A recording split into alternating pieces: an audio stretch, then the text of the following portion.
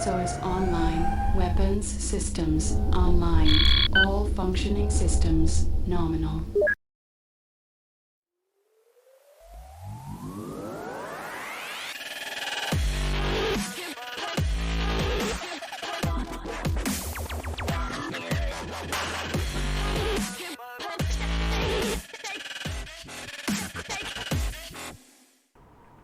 Hello once again to my channel, The Amazing Live Show. Tonight is going to be a little bit more special than the usual because we're going to do a virtual toy photography workshop here.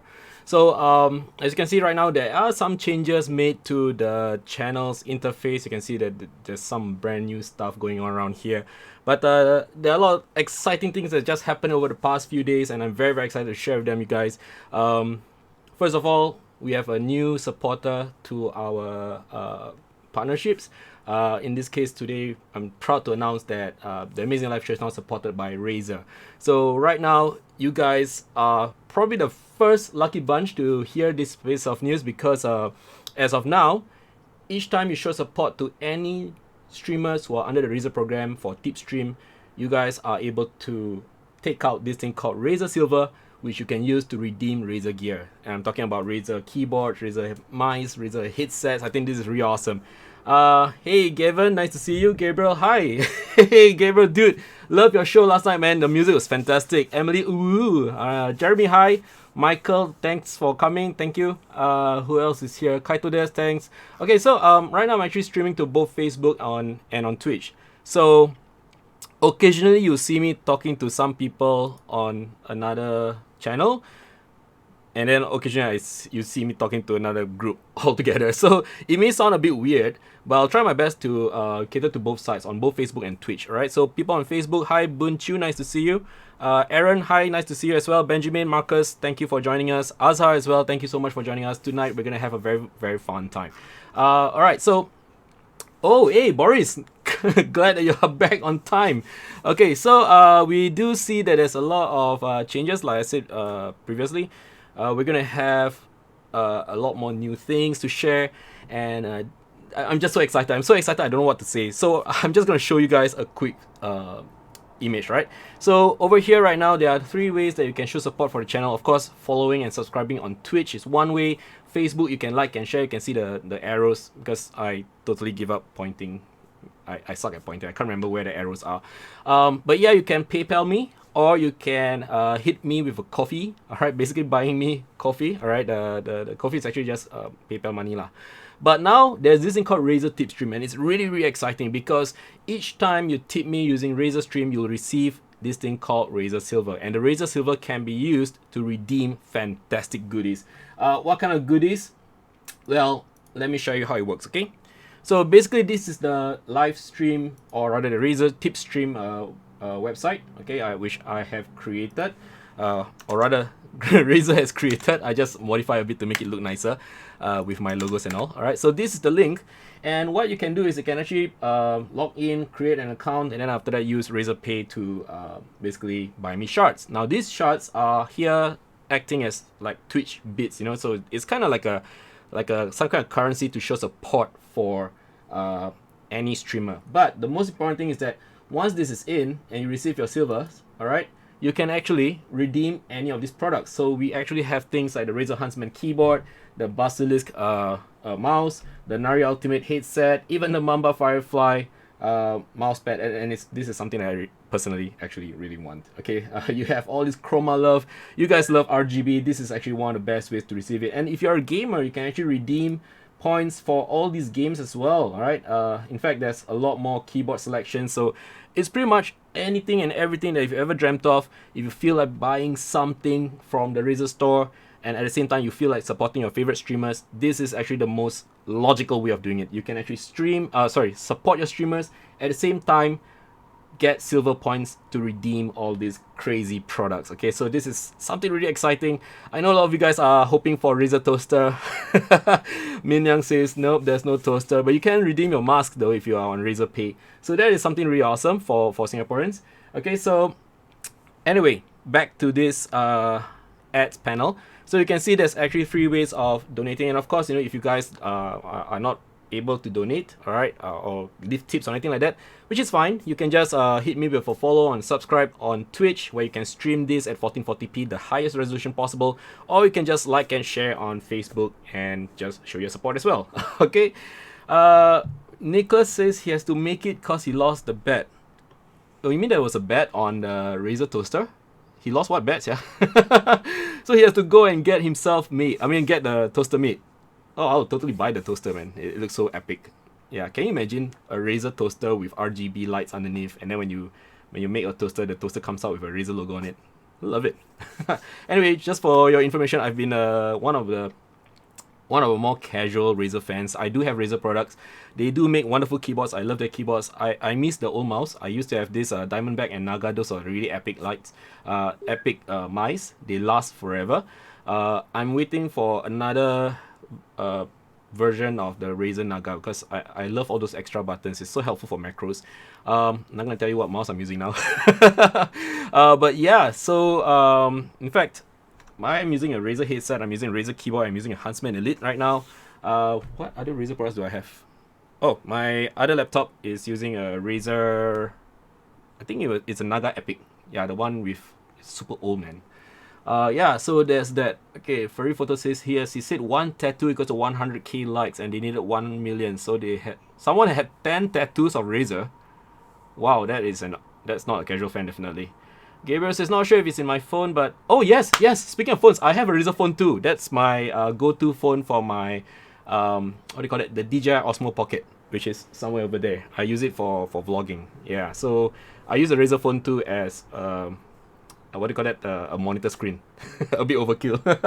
And I have a Razer Kio. Yes, I have a Razer Kio. So this is actually something that you can see. See, look at that. Yay, you're looking at me from the back. So that's how I look like from the back. So that's how you can follow me from the back, guys. This is how I look like from the back.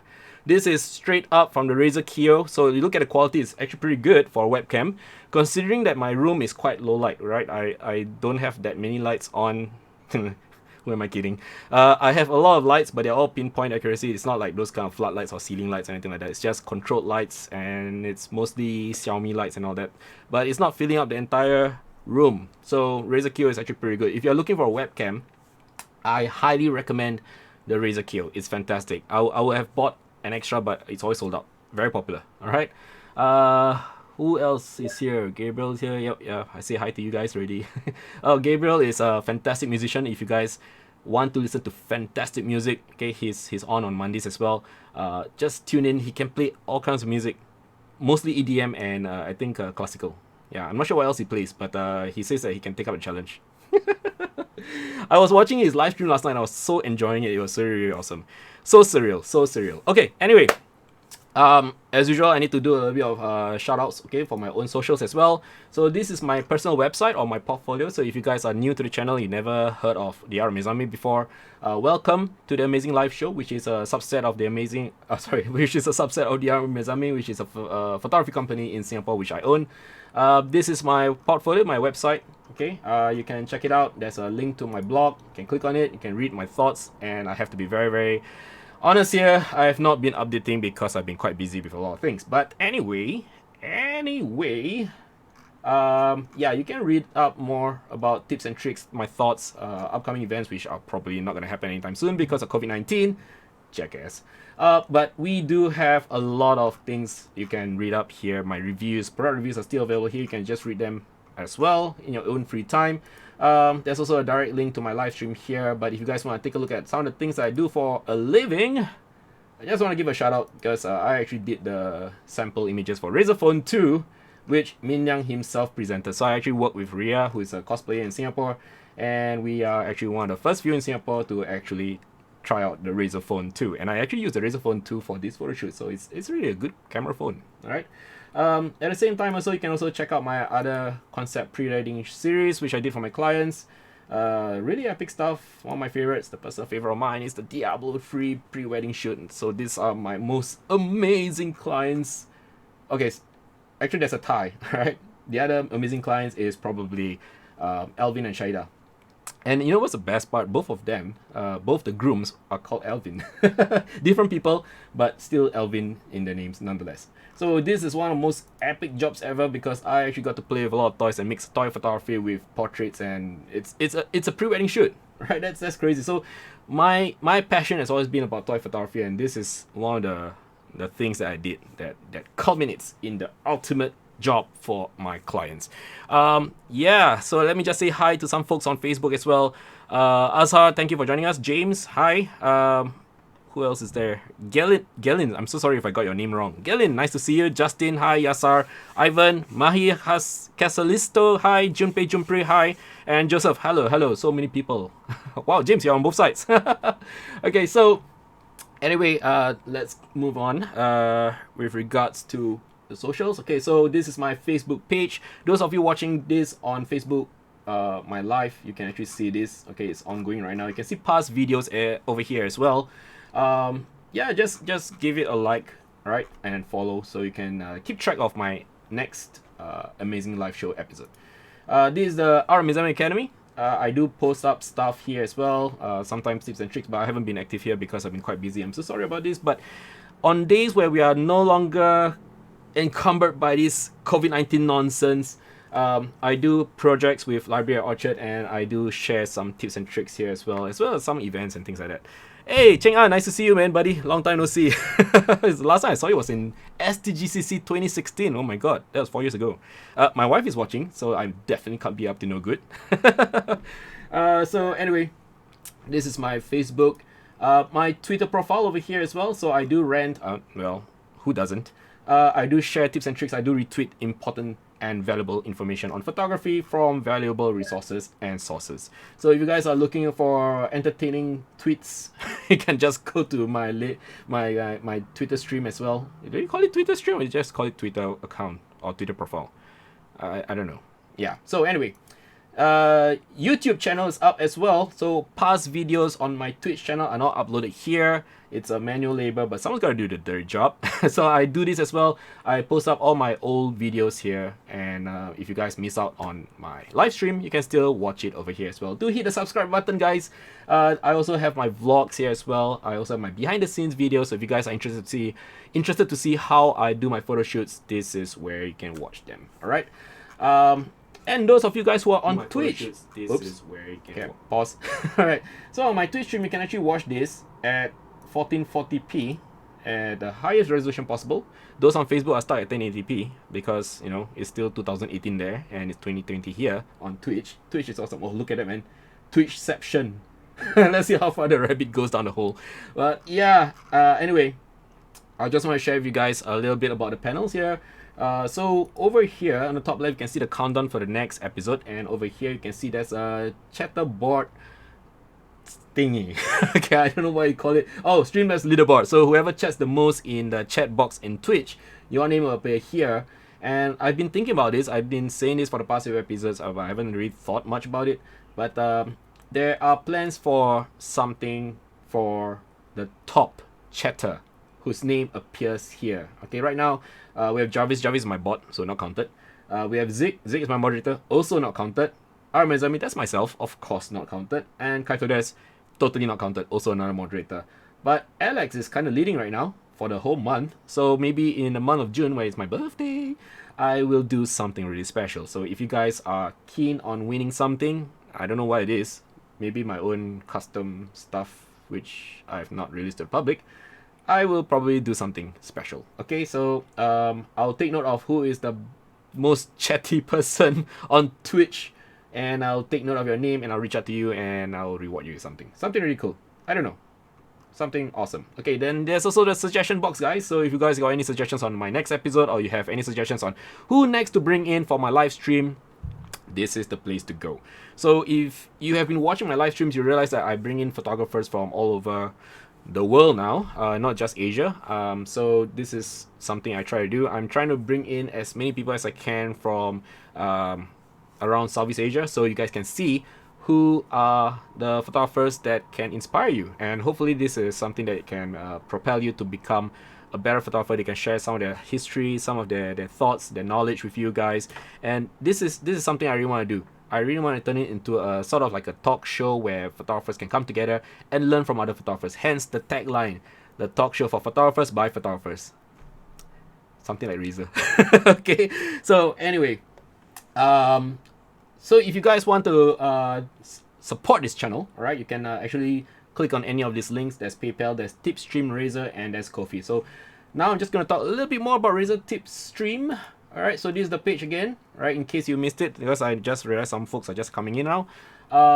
You can actually hit this page and get your shots in. All right, and then after you can get the Razer Silver, which you can use to redeem any of these wonderful products. Now, of course, the numbers are quite high, but that's just the way it is. All right, but here's the thing. It's sort of like showing support for your favorite live streamers, and at the same time get a chance to redeem wonderful epic Razer gear. So this is really awesome. Okay, so then of course there's the conventional PayPal and Ko-fi, which is just, you know, show support only lah. All right, but I highly recommend going by Razer Tipstream. In fact, I'm probably gonna move straight up into Tipstream only and just, you know, forgo the rest. Let's see how it goes. But anyway, let's move on to the real deal for today. Today we're gonna do toy photography, and I'm gonna show. Go refresh that page. Why? Gabriel says refresh. Oh, Gabriel, hey, thanks for the 100 shots, man. Yay!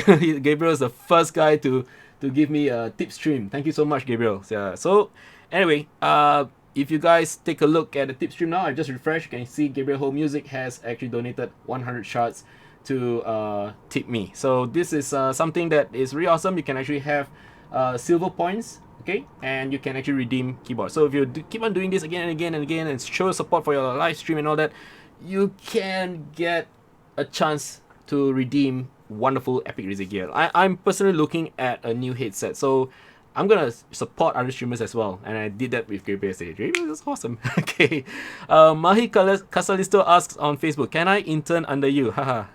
No, I don't accept internship for now. That boat has sailed 2 years ago. Oh wait, no, 4 years already. Wow, my last intern was in 2017. That's 3 years ago. Yeah, 2017. Yeah, now no more. I don't have budget. Sorry.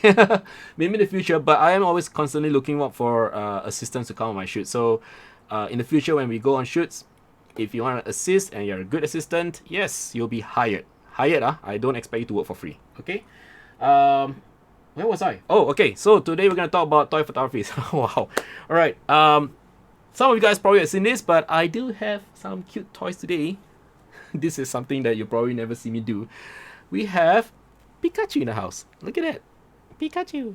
Okay, so Pikachu is gonna be our star for today. But you know, guys, sometimes it's not just about stuffed toys. Some of us actually have other action figures. So we're gonna have Master Chief himself. Okay, this is my favorite Master Chief figurine from Play Arts Kai. Ignore the body pose. I actually just washed him just now, so he's kind of like still drying his armpits. So, so Master Chief is gonna be in the house, and I'll try my best to show you guys how to shoot these two products, or rather two toys, live. Okay, so bear with me. It's kind of challenging to move around right now because I got all things set up in the back, and it's kind of tough to see things. In fact, I will show you guys. Oops, wrong button. This one. Okay, so you guys can see that there's another camera which is set underneath my table, so you can actually see the setup more or less. I'm really sorry about this. This thing is just blocking away, but well, it's just, well, too bad. Okay, so just a walkthrough about some of the things that you may want to get in order to start toy photography at home, because you know, I'm not sure how long this lockdown is gonna be. I don't know how long this circuit breaker is gonna be. For Malaysians, it's RMO or CMO or RMO. RMO, right? Well, you guys changed the name so many times, I can't keep track.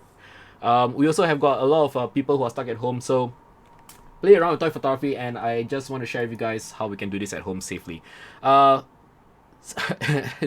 CMCO, PKP, yeah, so many names, you know, Malaysia, yo. Like Singapore got one name, then Malaysia got three. I don't know why, like currency like that. Anyway, I'm just kidding. Please don't scold me. Alright, so anyway, this is the Lazada website. Okay, so these are the things that I like to share with you guys. Hey, Fari, nice to see you as well. D, welcome to the channel. Oh my god, D is one of the most talented photographers I look up to. She's really awesome. But anyway, yeah, let me just move things aside. Okay, so I have it here. Okay, so first things first, I want to share with you guys is this what RYSX net says news came out, CB ends 1st of June. Yeah, we shall see, we shall see. I'm not holding my breath, to be honest. Okay, so first of all, this is the reflector card. Okay, it's a brilliant piece of card. Now, a lot of you guys are probably familiar with those foldable reflectors, which are really massive and huge. But because of working in a room like this room is really tiny. It's just about, it's tiny. HDB room, typical. And I think the working space that I have is only about 1 meter by 1.5 meters ish. It's very small. All right, so this reflector card is very useful. You see, it works. You can see it under my neck. Now you can see how my neck looks like. Yeah, so you can see how my neck looks like with the light bouncing onto the card. Okay, so anyway, the bounce card actually has got a silver lining, silver side to it. It also has got a black side to it to absorb light, so you can actually, you know, create more shadows. I can't really see it here because this light is quite strong and it's massive and all that.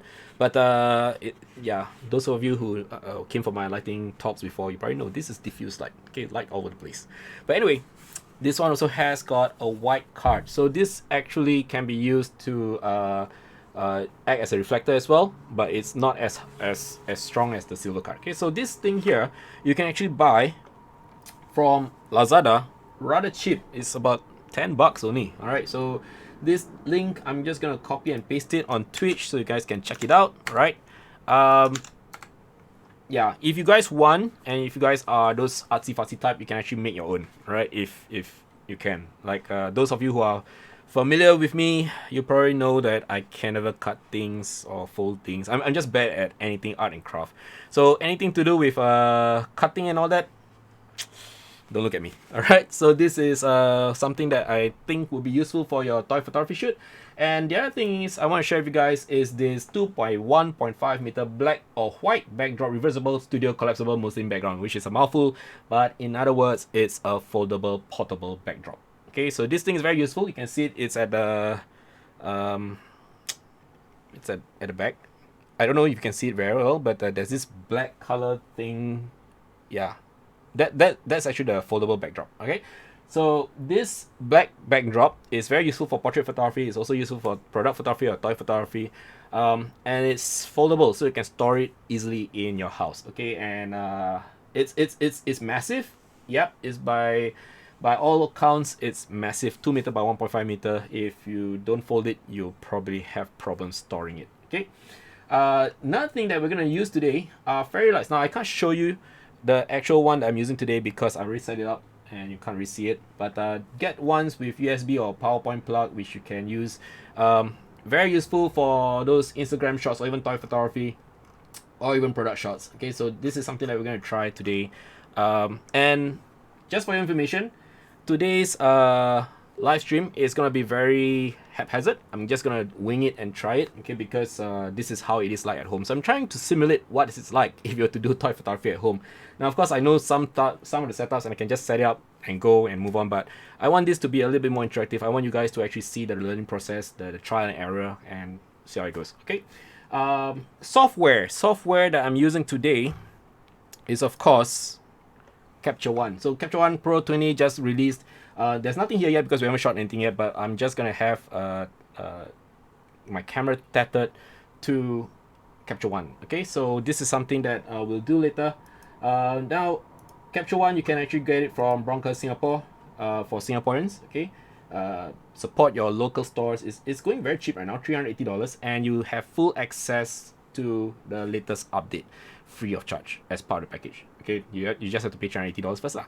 But this software, there's no subscription. Okay, if you buy it from Broncos Singapore, there is no subscription. It's yours forever and ever. Okay, so if you guys want to purchase a raw editing software that is used by professionals all over, this is the place to get it. It's going for a lot less than the actual price online, and you can actually show support to your local store. For our friends in Malaysia, we do have Wild Camera. Whoops, let me refresh the link.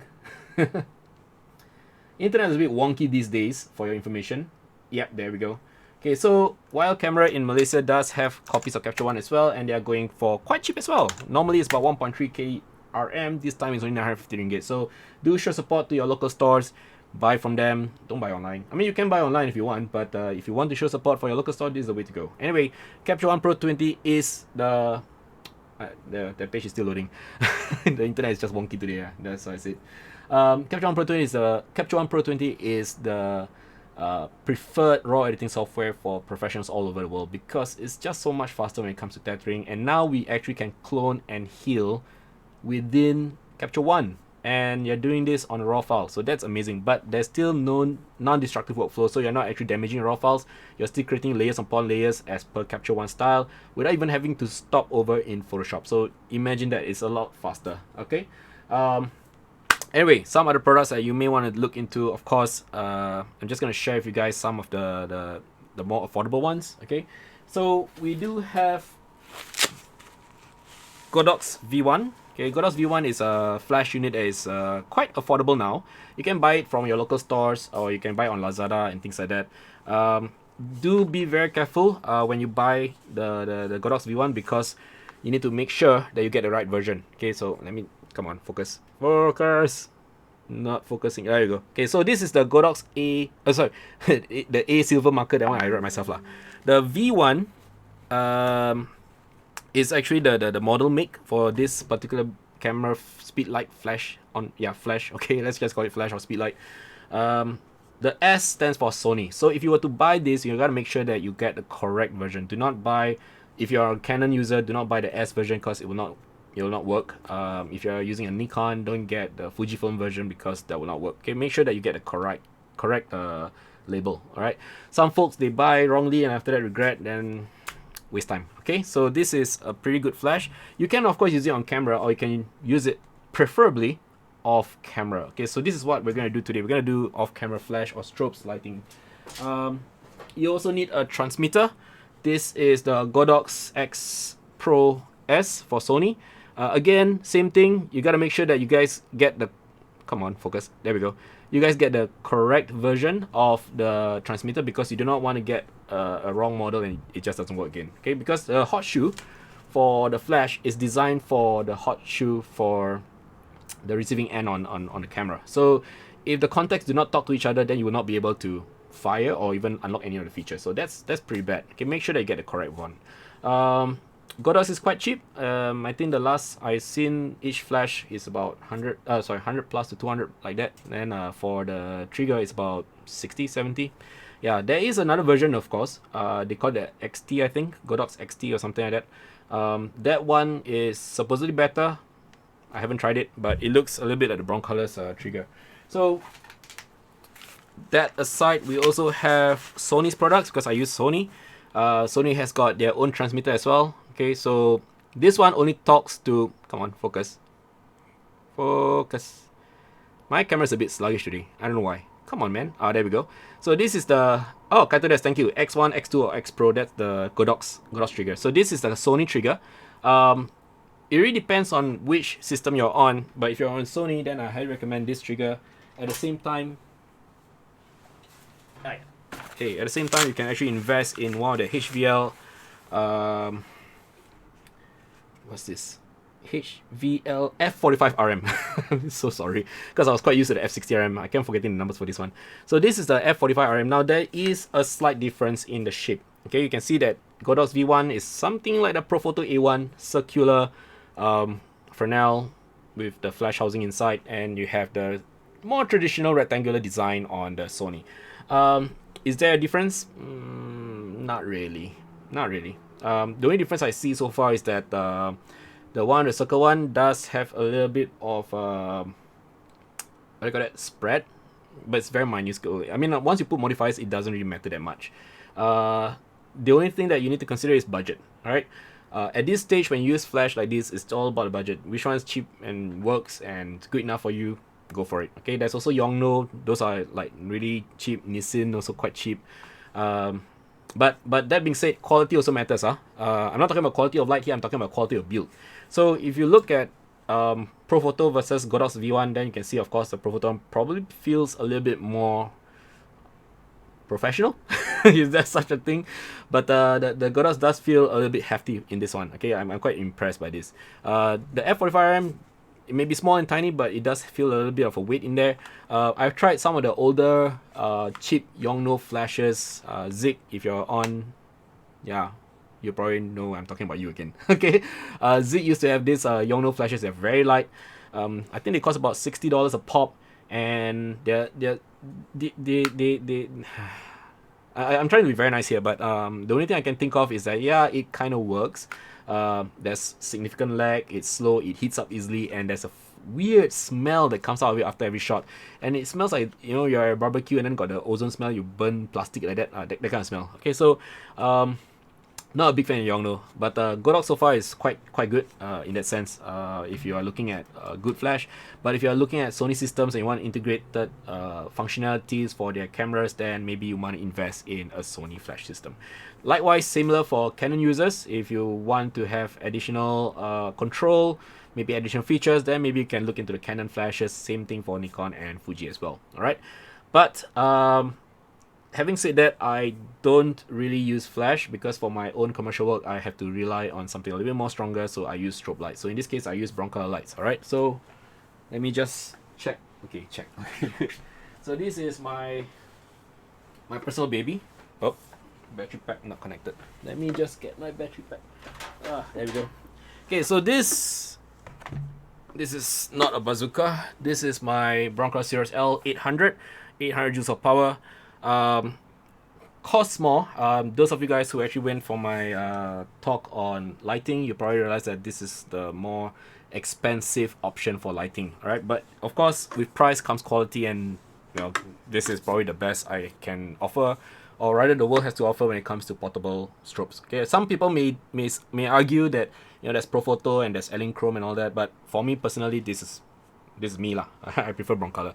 At that stage, it's all about brand loyalty and brand preference, and whichever you want, it's really up to you. Okay, so anyway, the strobes are different from the strobes of yesteryear, because strobes back in the past used to be most of them used to be connected only by powered rather by AC, and this time you actually have extra internal batteries.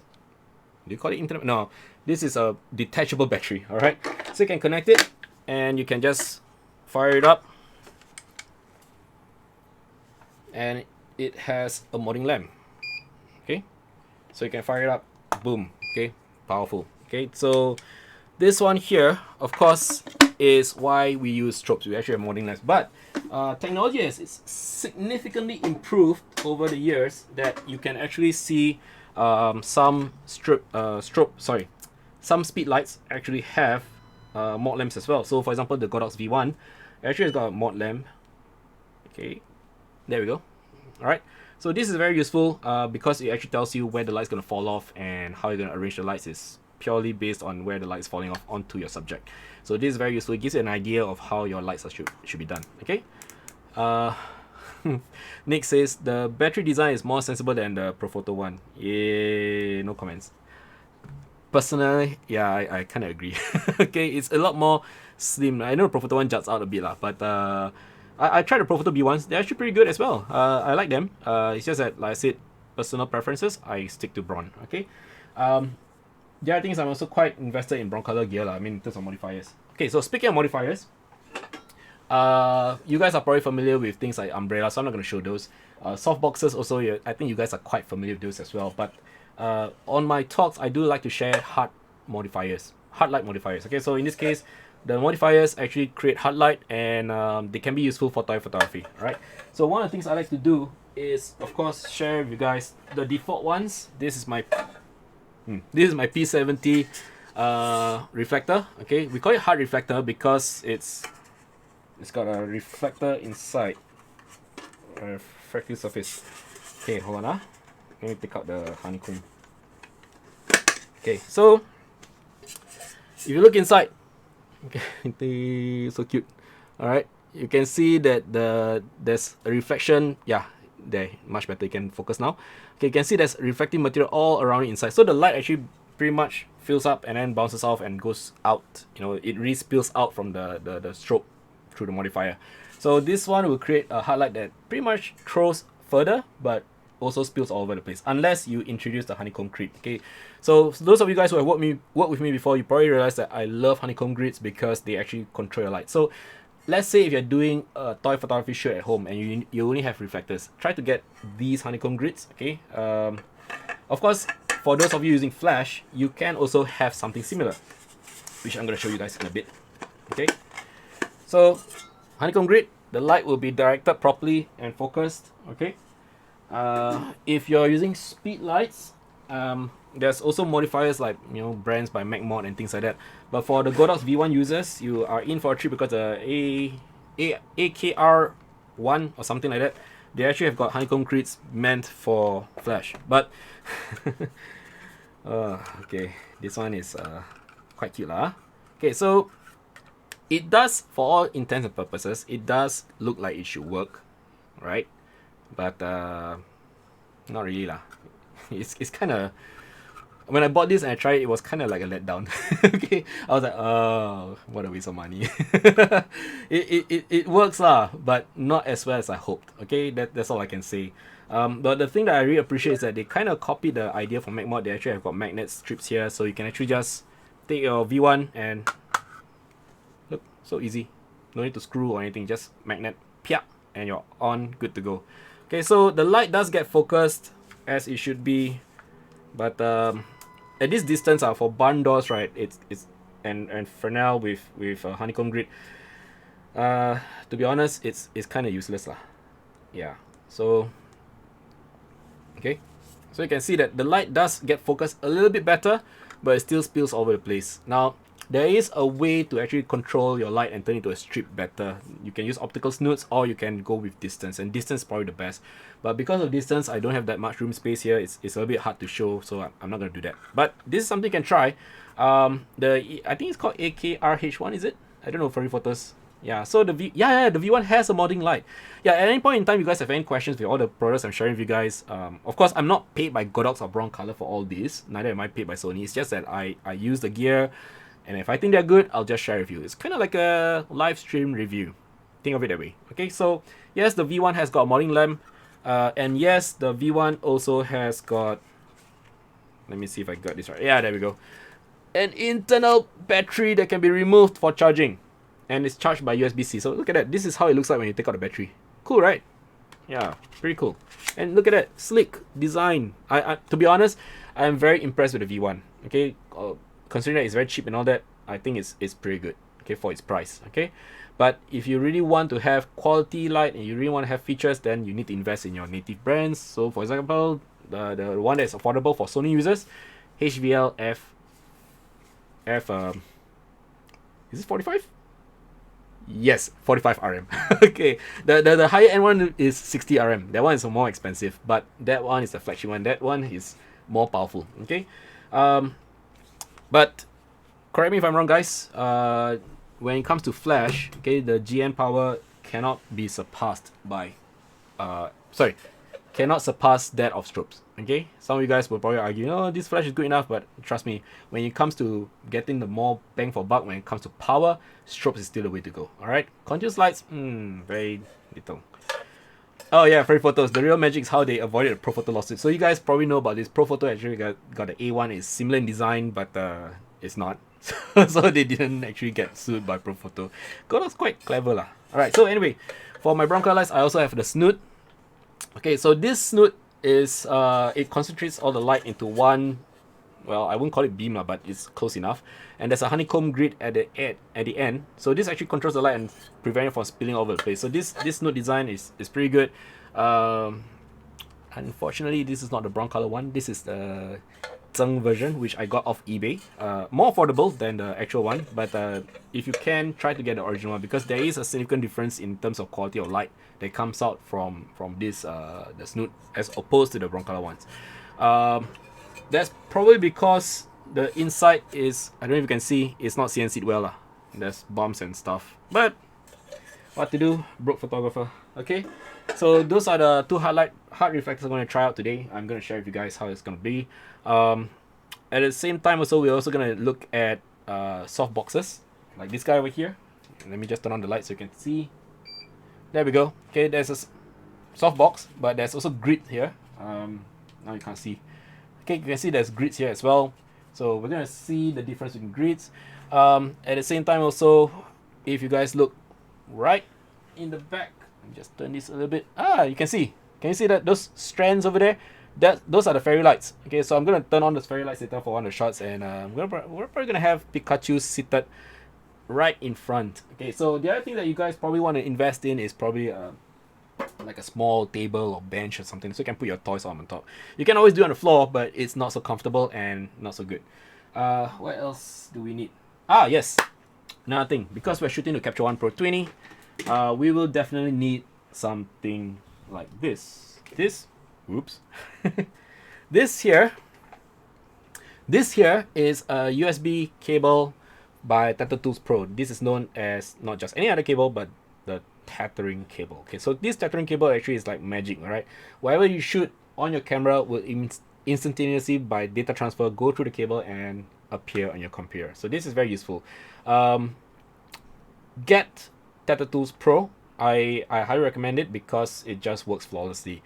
There's also brands like StarTech, which is not so bad, but there are also other cables that you probably buy, cheap because it's USB.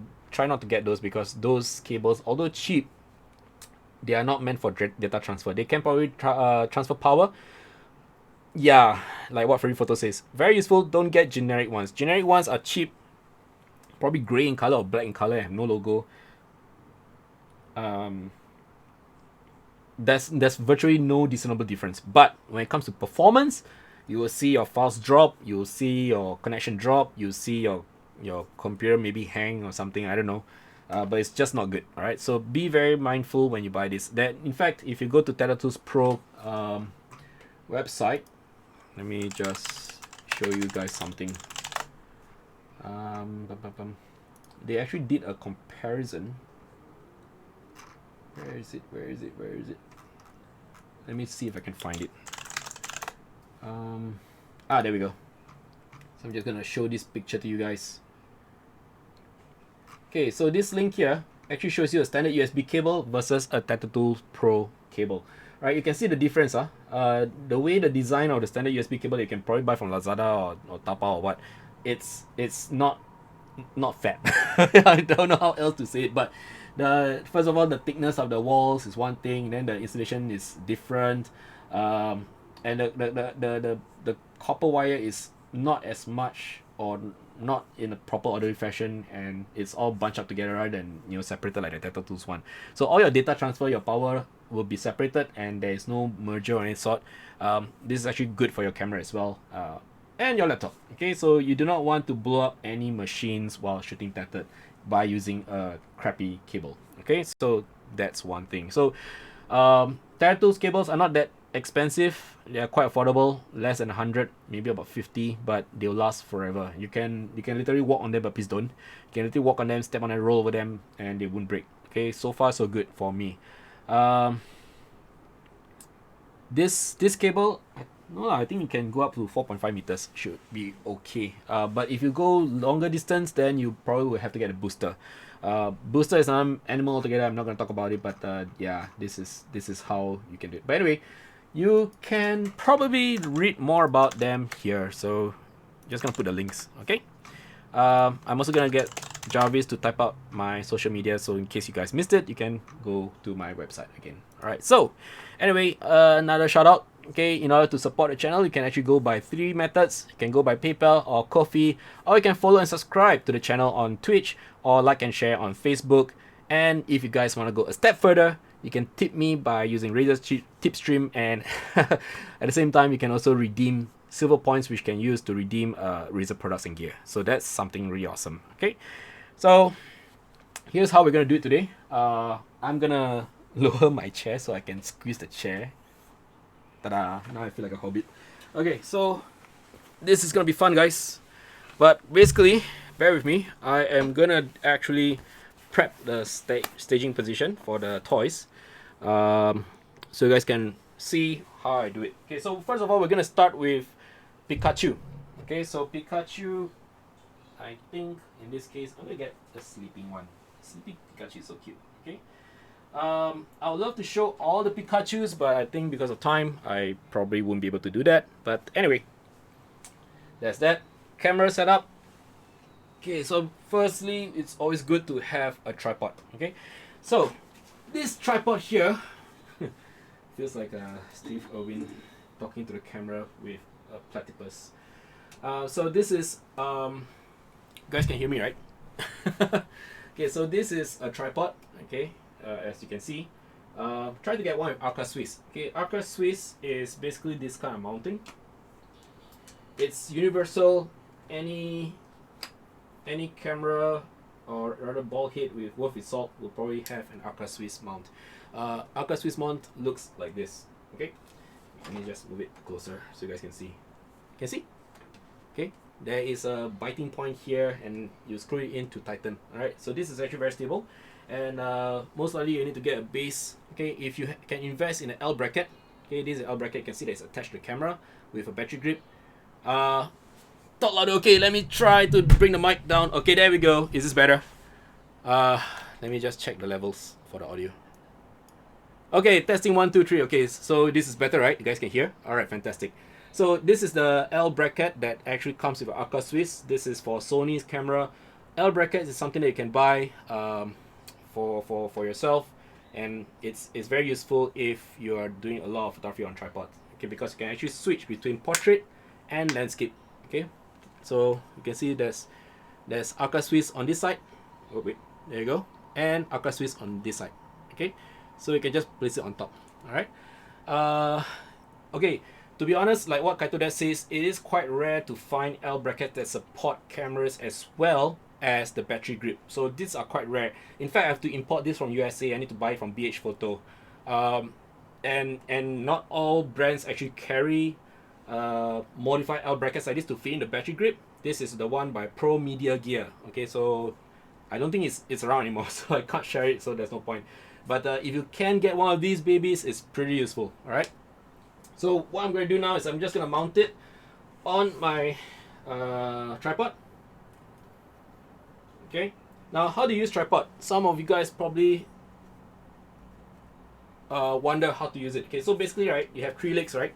The front leg is always the one that's, or rather, one leg is always in front, so that you will be able to put it like so, and it's very hard to push over. Okay, so this is much better.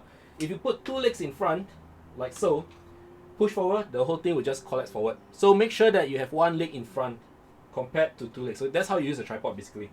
And then all you need to do is just put this thing on.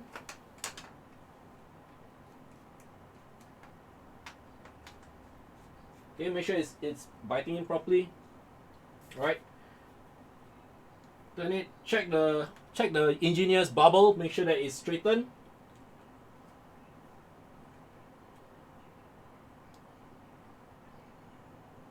There you go. Alright. Seems okay now. And then now this is the fun part. We actually position the camera where it's supposed to shoot. Okay. You may need to make some finer adjustments, of course.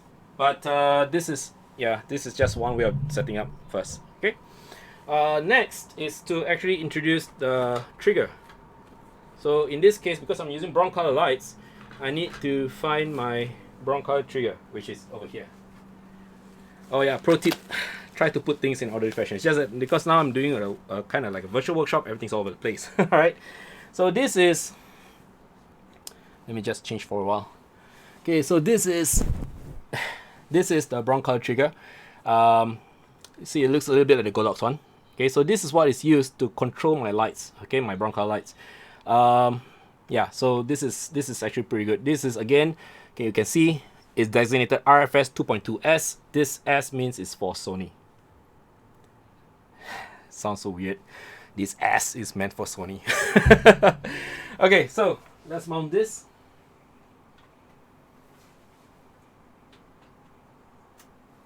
Right, so the next step is, of course, to connect the camera to the computer system. Okay, so how do I do this? Basically, I need to use this cable, the Tetran cable. Alright. Okay, Tetran cable goes straight into the camera. Alright. Switch out. Yeah, I think you guys can see. So this connects over here.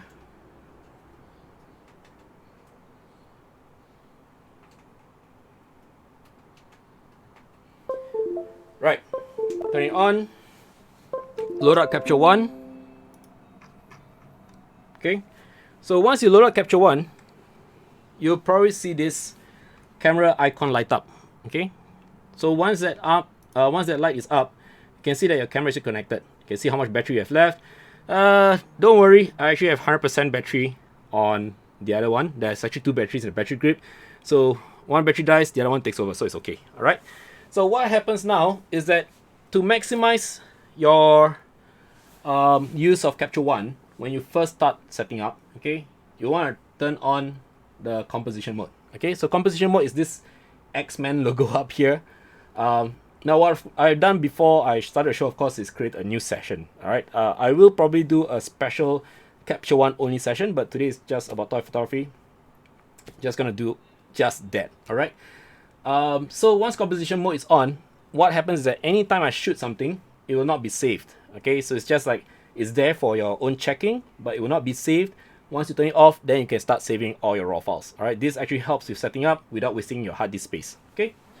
So next, I'm actually gonna start setting up my lights. Okay. Now, of course, you can always set your camera last. You can set your lights first, but that one is just for show lah. Okay. Softbox. Wait, let me think first. Okay, so I got. You guys can see me, right? Okay, good. Okay, so we actually have got one light in the back, one light as a fill, and I got one more light here, which I'm going to set up now. Okay, as the key light. Okay, so the key light, I always use the most strongest power. So I set this up over here.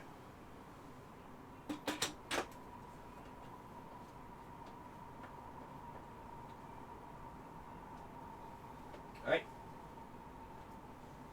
And I'm just going to shift things a little bit to make way for that particular light. Because space is an issue. Welcome to HDB. Okay.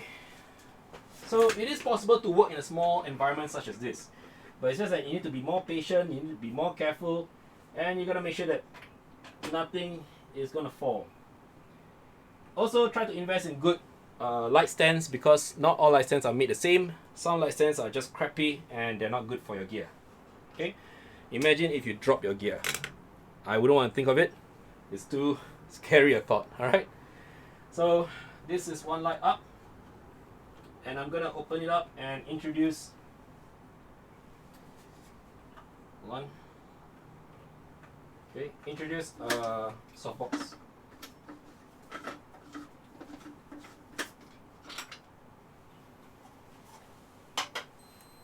Same thing with the light stands or rather the tripod. You gotta make sure that the front leg is always in front so that you will not, drop your lights when it's pushed forward accidentally.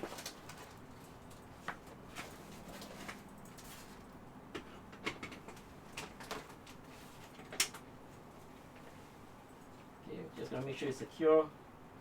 Nope, it's not.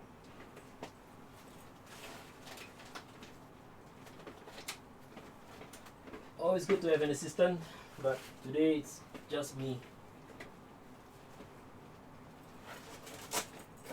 Okay.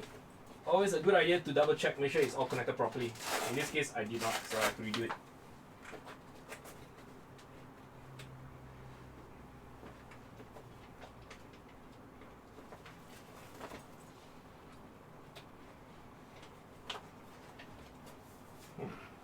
Can't see. 1 second, guys.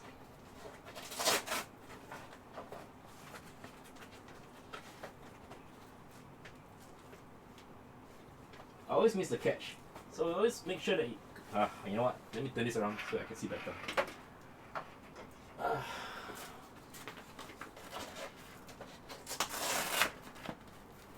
Very hard to show what I'm doing when I'm trying to get it done right from my angle.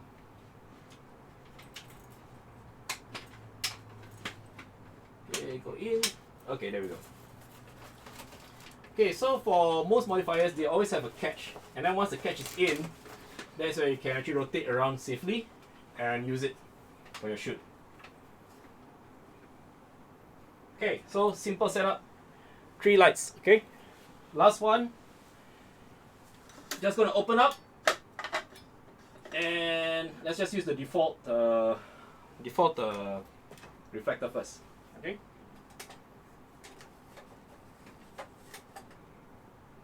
Right. Okay. Good. Okay. First things first. How I always set up my lights is that I always try one by one first, and I see whether it's the way I want it to happen, the way I want it to look. The other thing is I gotta make sure that my lights all work. All right. So turn on the lights.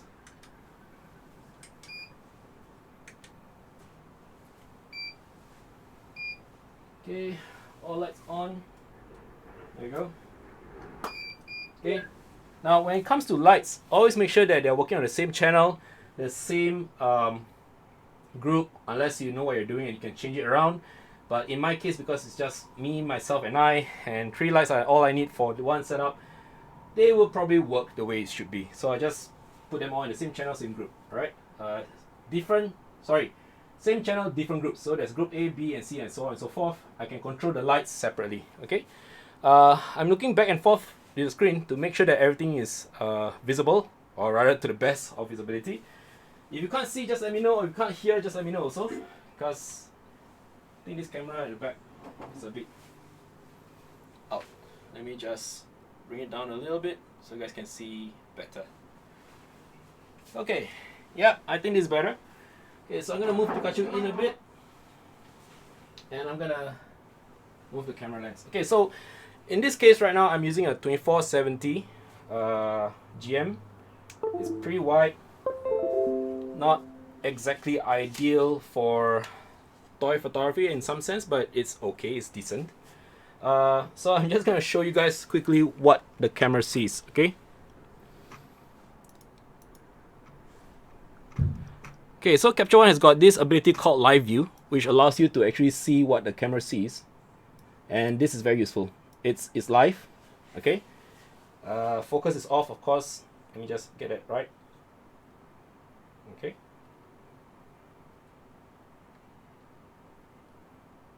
There you go. Alright. Pikachu looks so cute, right? Okay, so I'm just gonna zoom in a little bit. Okay. Let's just get a very simple shot first. Okay, so I'm just gonna adjust it so that you will not see the C-stand. I'm just gonna see a black backdrop. Okay. Quite haphazard, like I said, but the idea is there. Alright. I would have moved this back, but if I did, as how I normally do my shoots, you guys won't be able to see what I'm setting up. Okay, so bear with me.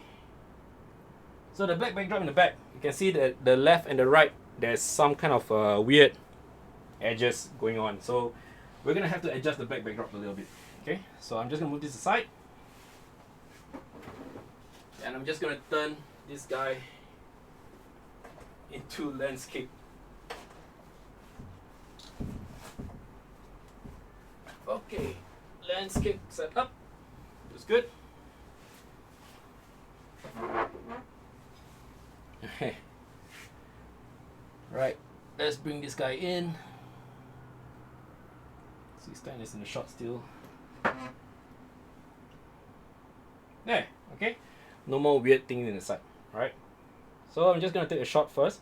But like I said, I like to set up my lights one by one. Okay, so I'm just gonna fire one light from the back first. Okay, I always start from the back. Setting wise, you can see that I am currently set at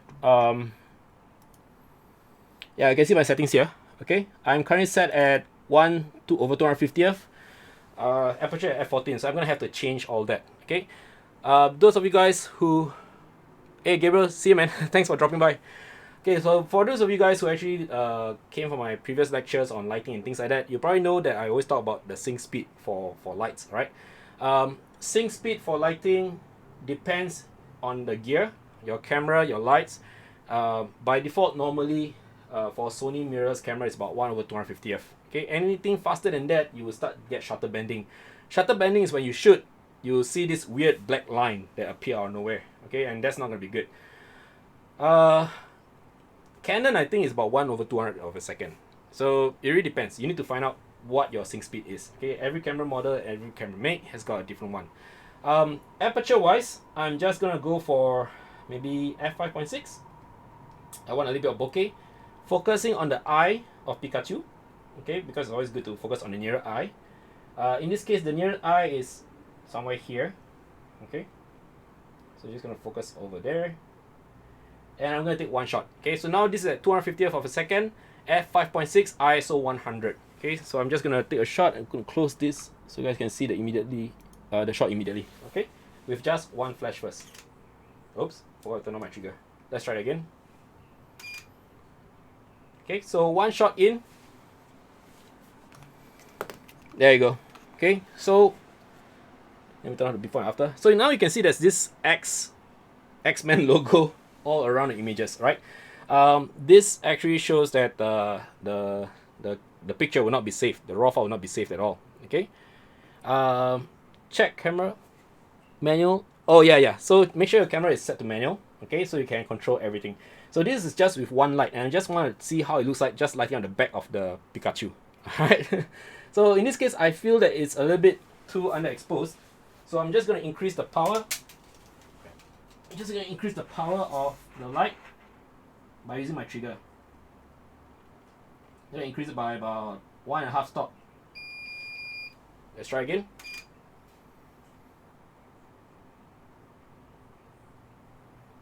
So now it's a little bit better exposed.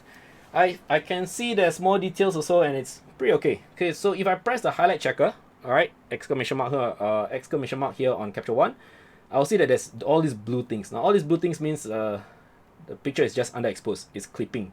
But that's okay because I do have a black backdrop. Alright.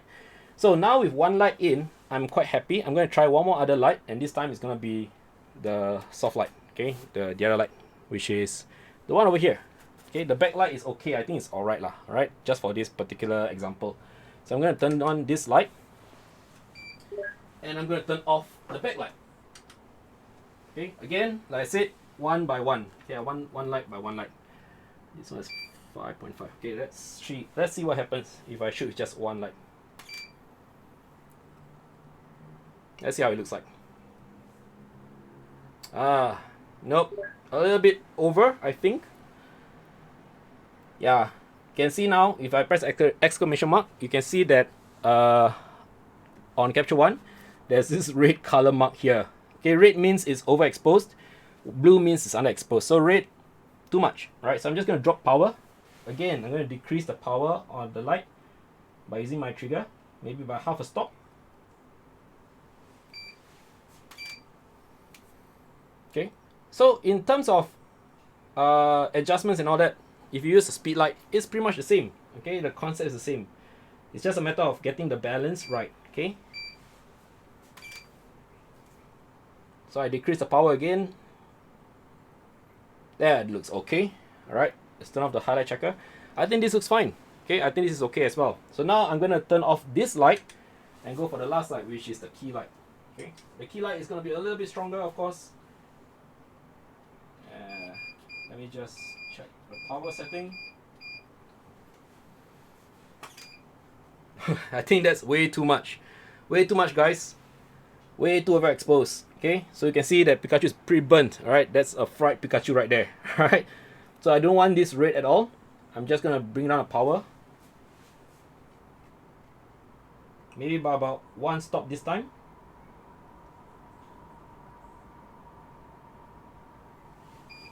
Okay, and shoot.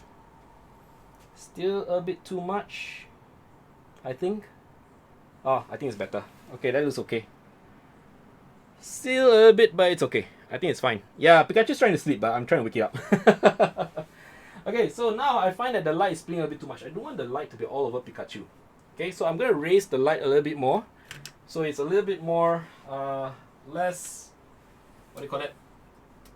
Less ugly lah. Wow, that's a fine way of saying it, Mez. Okay, right now it's not flattering. Okay, so I'm just going to put the light above him. Okay. Just try something else. Okay, all I did is change the angle. I changed the height, so you can see now it's higher. Okay, this light is higher and it's tilting downwards. Okay, so I'm just going to take the shot now.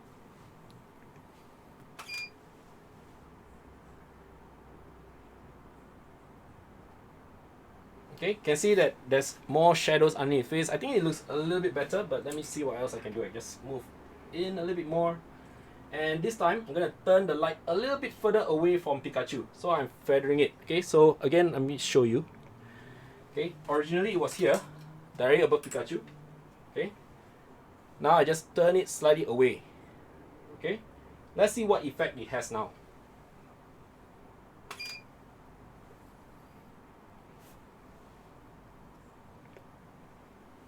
There, softer light, beautiful.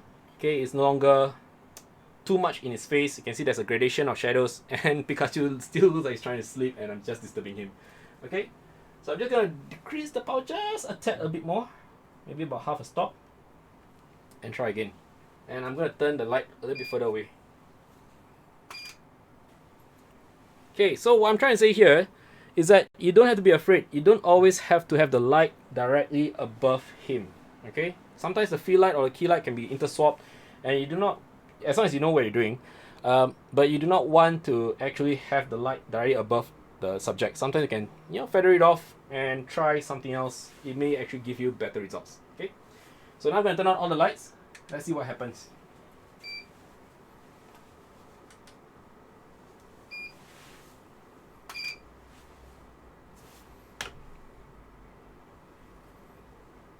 There you go. So now you have a nice, well-lit Pikachu. Okay, the thing that you need to see is that what we have achieved here, where's my stylus? Okay, there we go.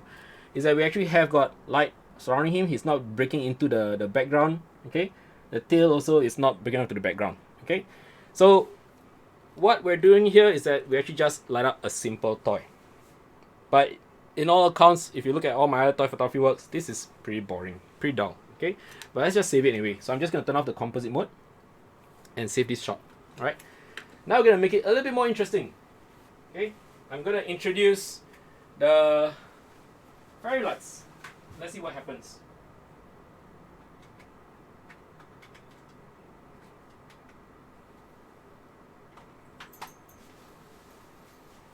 Okay, fairy lights are on.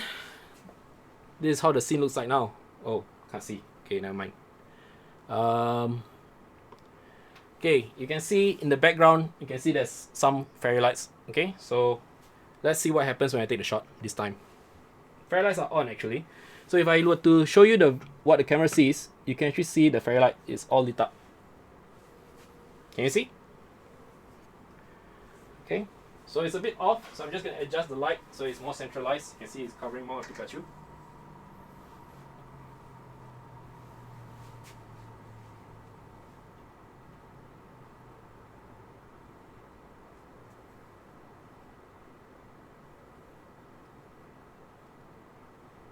Something like that. Let's see what happens now. Okay, remember I did not change any setting. So let's see what will happen if I use the same setting. Alright.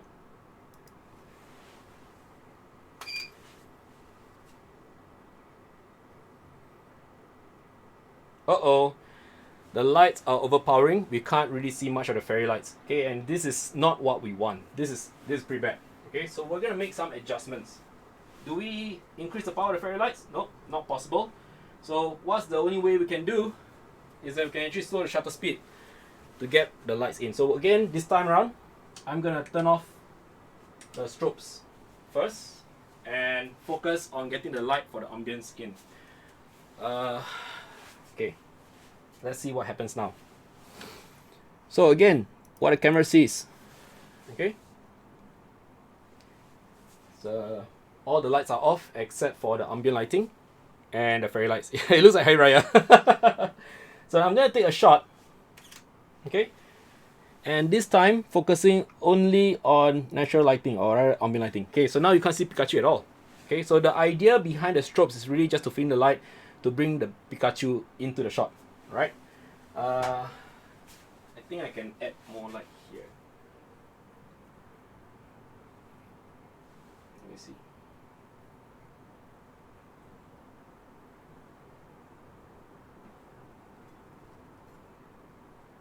Okay, I think that's better. Okay, so now I'm going to slow down the shutter speed. Okay, you can see the camera setting.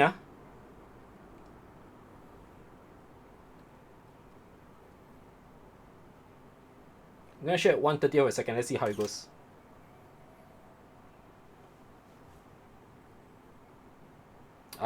So if I slow down the shutter speed, I can actually see more of the fairy lights. Okay, so if you look here, this shot here, at 1/250th of a second, the shutter is fast. It's like that. Okay, this is the kind of effect that you receive. Okay, but if I were to slow down the shutter speed to 1/30th of a second, you see more of the ambient light, but you still don't see Pikachu because it's not well lit at all. So I'm going to decrease the shutter speed even more. Let's try 1/4 of a second. And what do we see now? We are starting to see a little bit of the ambient lighting hitting Pikachu, because remember, there's still the spotlights, there's still the strobe, there's still the LED panels for my streaming. This is what is lighting up Pikachu right now, but it's just that the shutter speed was previously a lot faster. You'll not be able to see the effect of the lights. So 1/4 may be a bit too slow, so somewhere in between, perhaps 1/8. How about 1/8? Now at this point in time, I'll rather trust a light meter. Very useful, but well, we're not going to use a light meter for this one. No, 1/8 is still a little bit too much. Let's try 1/13.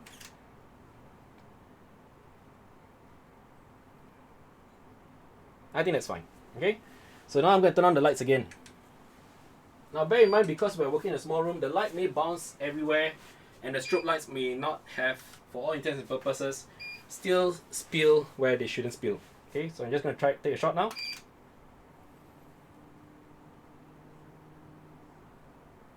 Okay, now watch this.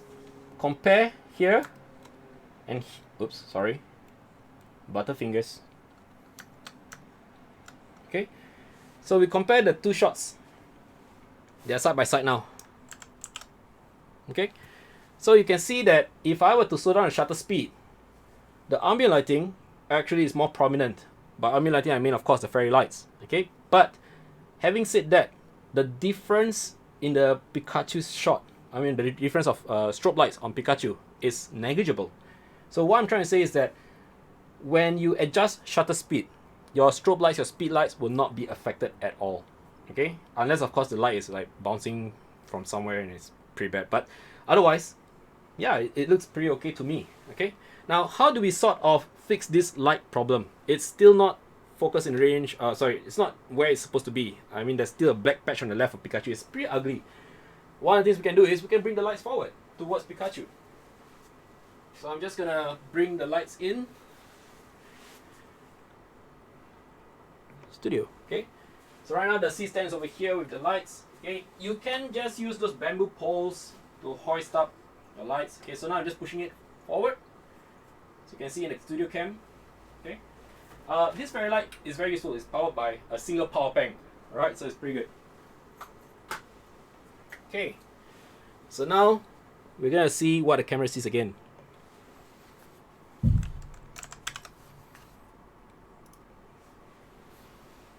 Now I did not make any changes. I just moved the fairy lights forward. Okay, let's take a shot.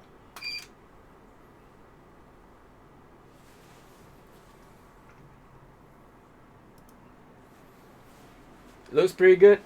The only problem is that because this stroke is actually lighting up the strands over there. Okay, so let's turn this off. Let's see what happens if I turn it off.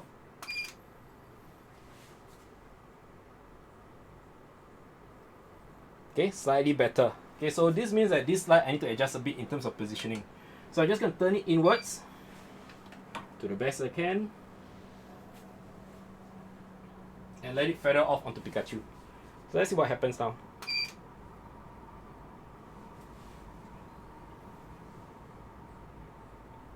Uh-oh, looks like that's the max we can do. So what do we do? Okay, one of the things that you can do to get back your bokeh as well as what do you call it, the fairy lights is, let's try this. Okay, now it's at f5.6. I'm going to drop the aperture down to f4. That's about, no, maybe f2.8. 5.6 to 2.8. Okay, so we need to compensate. Maybe I'll just go down by 3 stops. Let's see what happens. Take a shot. Oops, I think I screwed up here. It's a bit too much. Okay, so aperture will, if you want to bring the bokeh in, all right, you open up your aperture, but unfortunately aperture actually allows more strobe light to go in, so that's a big no-no. Okay, so in order to counter that, okay, first of all, you need something like hypersync speed, right? Hypersync speed, sorry. Okay, but you will not be able to get fast slow shutter speed anymore. So this is pretty much a max you can do. But one thing you can do is lower down the power of the lights. Let's try again. Okay, and it's a bit more balanced now again. There you go. Right, so it's all about finding and tuning and finding a balance between everything. Okay, so I'm just going to slow down the shutter speed even more just to get back more fairy lights. Now it's at 1/4 of a second.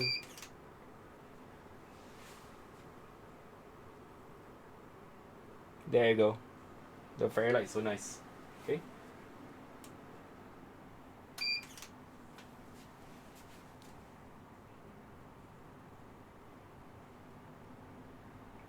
I think you can open up maybe to 5. Let's try that. Okay, so at this point, what I'm going to do is I'm just going to open up the aperture slowly. Alright, so now it's at f5. I'm going to open up to f4 now. I didn't change anything. The lights are already at the low setting already. Okay, notice how as I open up the aperture more and more, okay, frozen? What frozen? No, it's not. Okay, you will see, let me show you. Is it frozen? No, it's not. Okay, this is what the camera sees. Okay, camera sees it's not frozen, right? As I open up the aperture slowly more and more, okay, the light from the strobe is getting more and more as well, but the bokeh is getting wider, what do you call it, more apparent. Okay, so now it's at f3.2.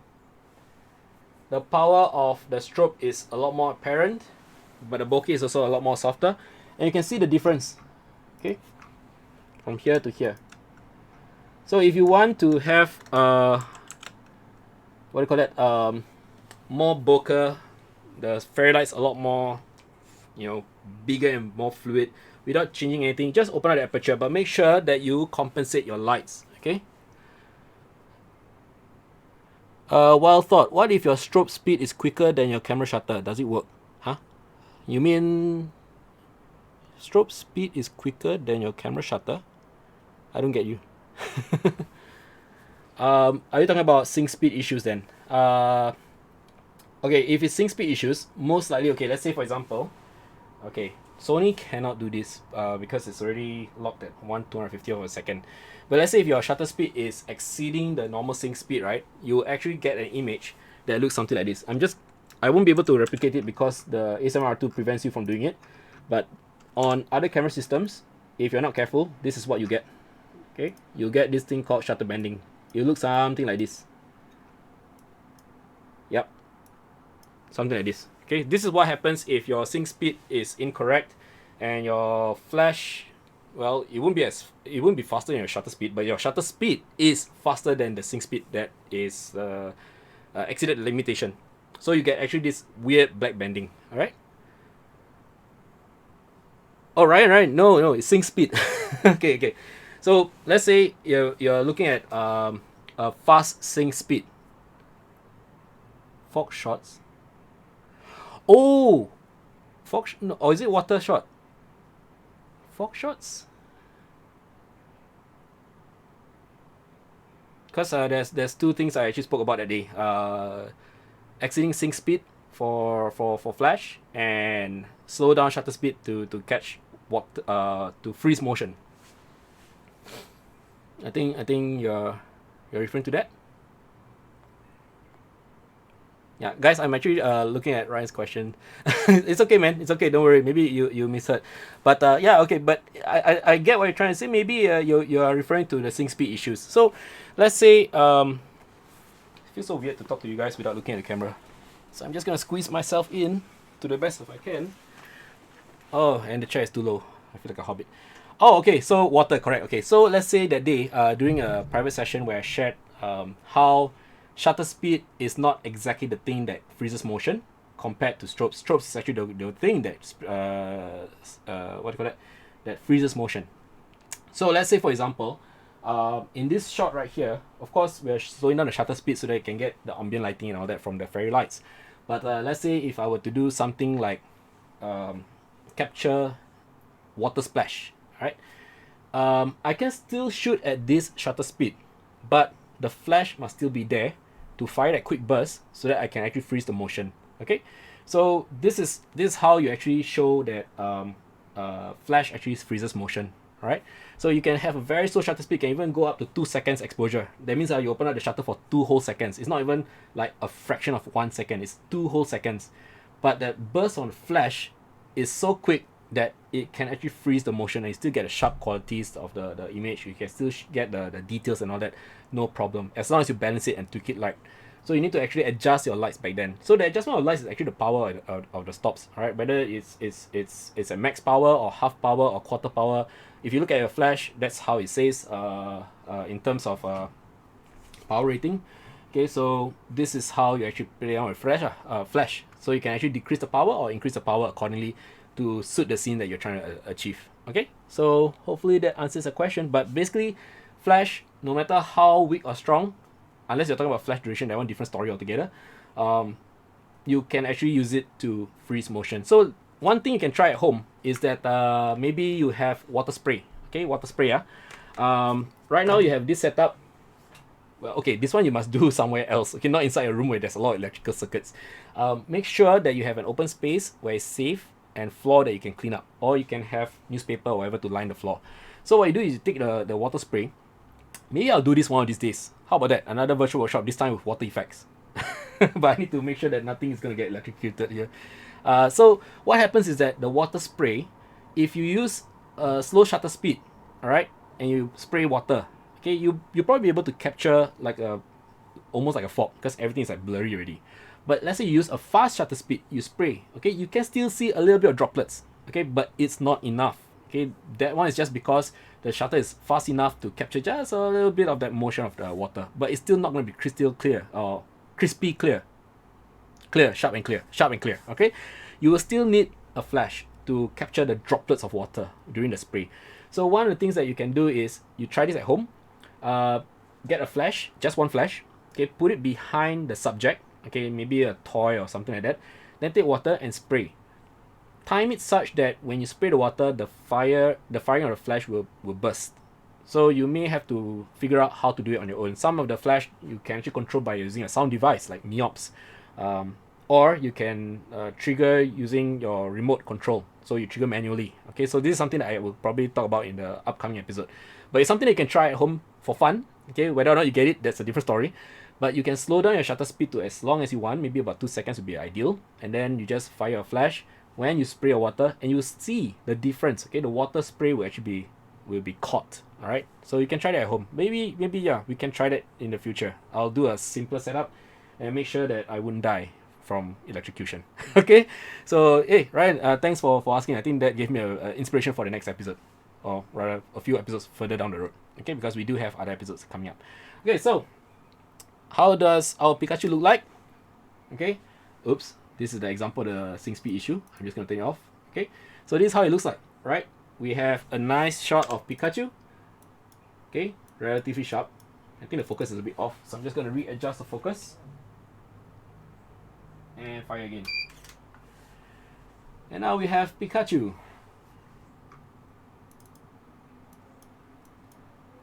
It's a bit soft.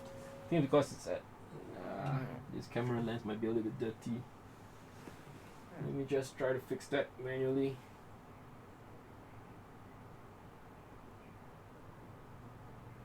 Okay, I'm just doing manual focus here, guys. Let's see. Hopefully this time it's sharper.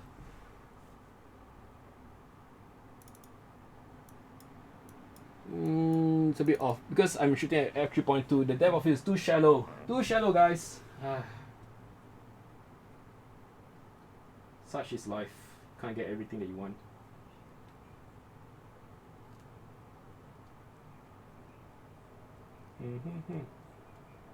Let's see what happens. Maybe I'll just focus here instead. Okay, let's try it again.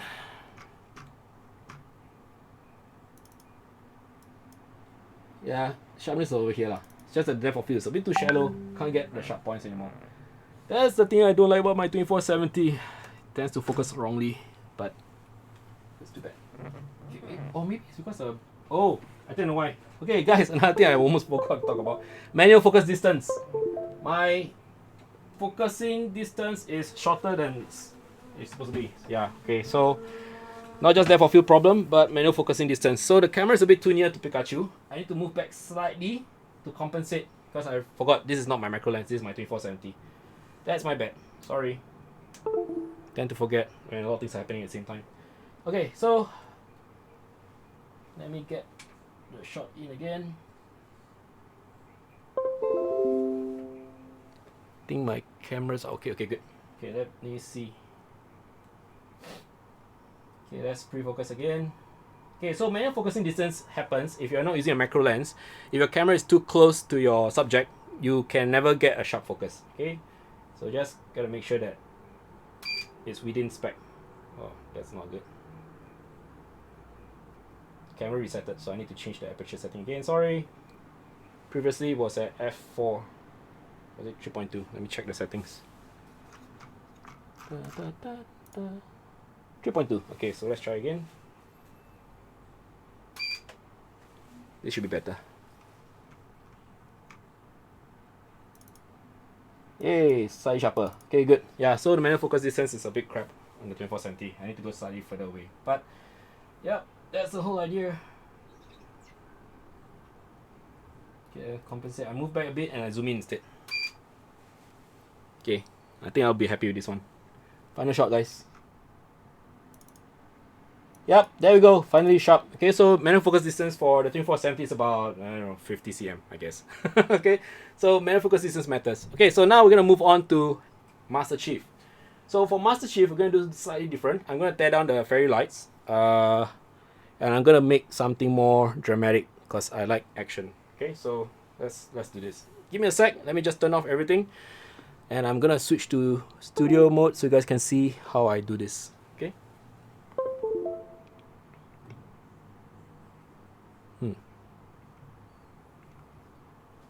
Okay, so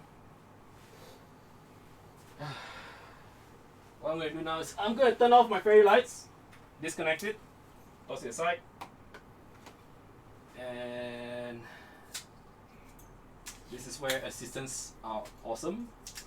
You don't have to do all the dirty work.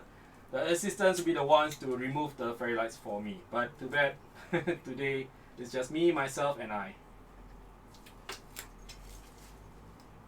Okay, just give me a sec, guys. Let me just redo everything. So what I'm going to do now, I'm going to use the C-stand and use it as what do you call that? Overhead light. Okay, I'm going to toss this aside.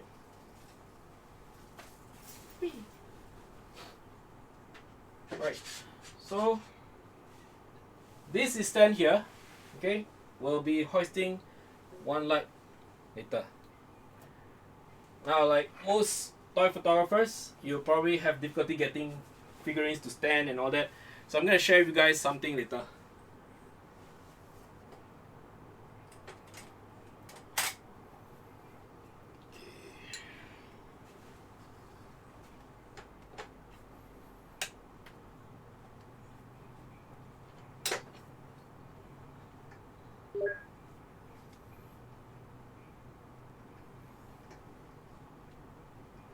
Okay, not sure if you guys can see this, but I'm getting one light directly above. Yeah, like so. Very haphazard, I know. Scary, yes. But it's okay. Okay. It wouldn't fall, I hope. Okay, what I'm trying to do is I'm going to get this light here to contain one solid punchy light on Master Chief to achieve a very dramatic look. So I'm going to rely on, yep, you guessed it, the snoot. So one snoot coming up. Check. Make sure it's in the correct spot. Okay. So this is something that you guys can try at home with one light. Okay. I'm just gonna turn off the other lights here. I'm not gonna use them for now. Okay. If you want to get those kind of dramatic, heroic shots, this is how you can do it. And I just realized I locked myself in. I can't move in. Ah, parkour. Oh man, nuts. Okay, gonna move this camera aside for a while and then talk to you guys for a bit. Okay, so next. Oh man. Okay, it's not easy to do this, man. Okay, anyway, if you guys want to show some appreciation, I would really appreciate it. Okay, you can follow and subscribe to my Twitch channel, or you can, you know, send donations my way through PayPal or Ko-fi or Razor's Tip Stream. Now, Razor's Tip Stream is something really awesome right now. If you redeem your silver points, you can actually use those points to purchase. Use your silver points to actually buy Razer gear products. Okay, and we're talking about the headsets, we're talking about the mouse, we're talking about the keyboard, the mouse pad with the RGB chroma lighting. So this is something that can act as a reward for tipping streamers like myself. Okay, so do check it out as well. The links are set up by Jarvis on Twitch and on Facebook. I think I'm just going to copy and paste so you can see. Okay, let me just copy and paste so you guys know what I'm talking about. Okay, I might just totally remove Ko-fi and PayPal because I think streaming needs to be rewarding to the streamer as well as those who support the streamers. So if you guys stream or rather support your streamers through the Razer Tip stream, you can actually get Razer Silver points which you can use to redeem gear products by Razer. So that's really epic and awesome. Okay. Okay, where's Master Chief? Oh, there we go. Okay, so this is Master Chief. It feels so weird, right? I'm very short like that. Let me just adjust the chair. Okay, oh, much better. Okay, so this is Master Chief.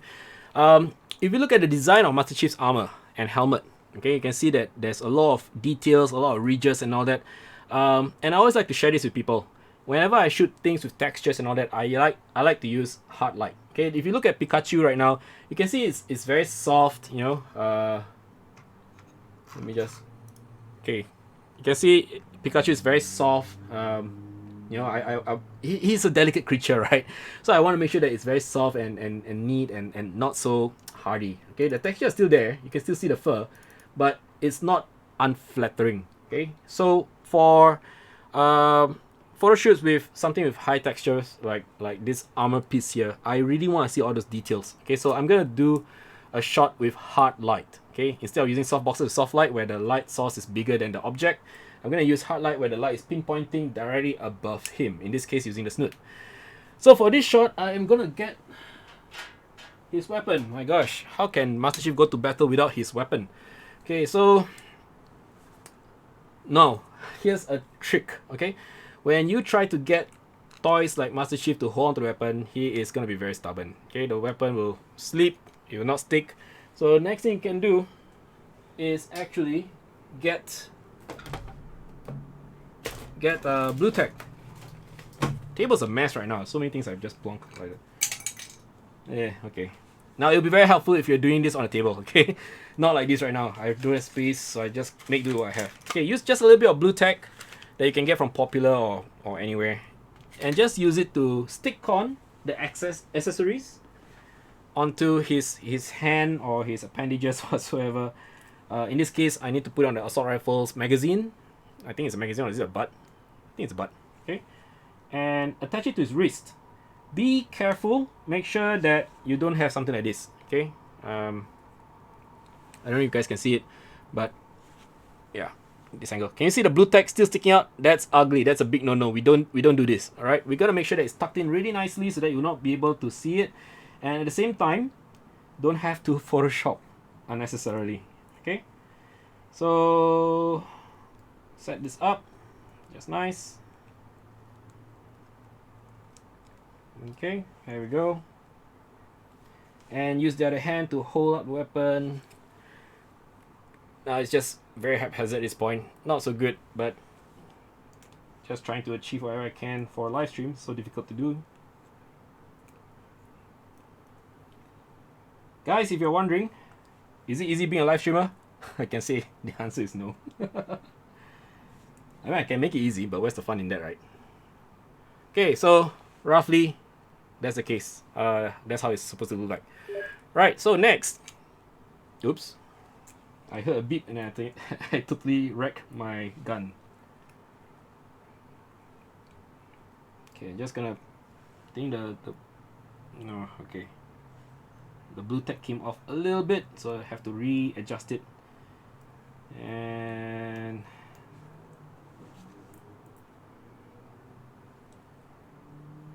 okay. Poke a bit. Now usually I will have a tweezer so I can poke in the blue tag into the areas I don't want to be seen.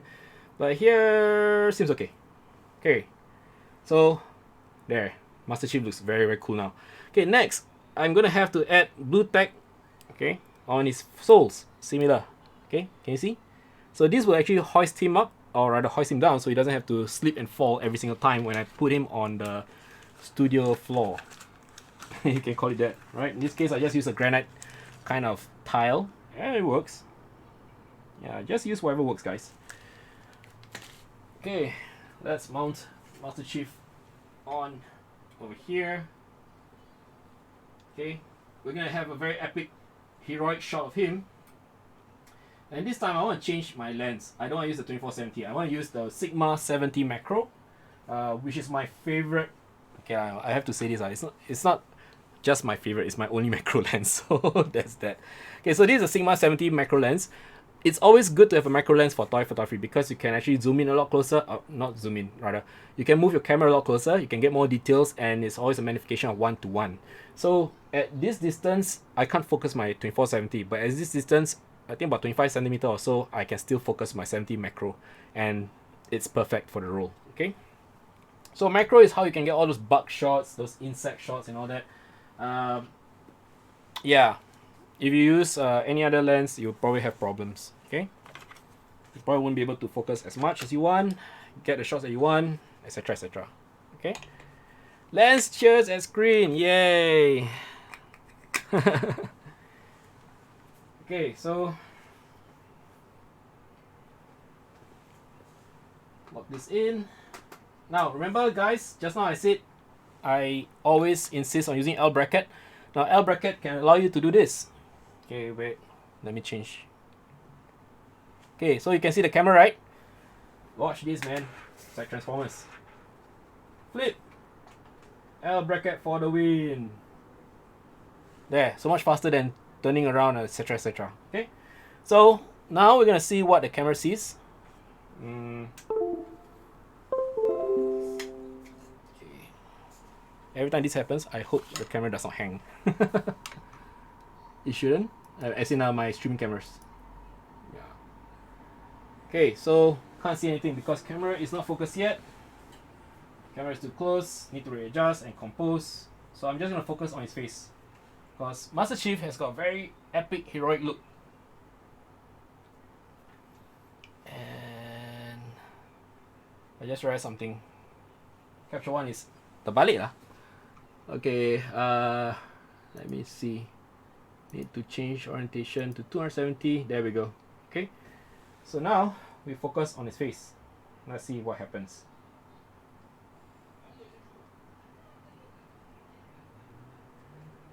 A little bit too low still, and he's slanting forward. Don't know why, shouldn't be, but let's adjust. Okay, that was pretty good, I think. Okay guys, so this is how a macro lens works. You can actually still focus at this distance, and you can still see get the magnification. It's pretty awesome. Alright, so that's the power of macro lenses. Okay, you can see, okay, good. Now we need to adjust his body because he's leaning forward. Why? He shouldn't be. He's a hero, man. Heroes don't lean forward like that. Need to look up. Yes, that's the iconic Halo look right there. Are we gonna play the Halo music, guys? I think we should, right? Why not?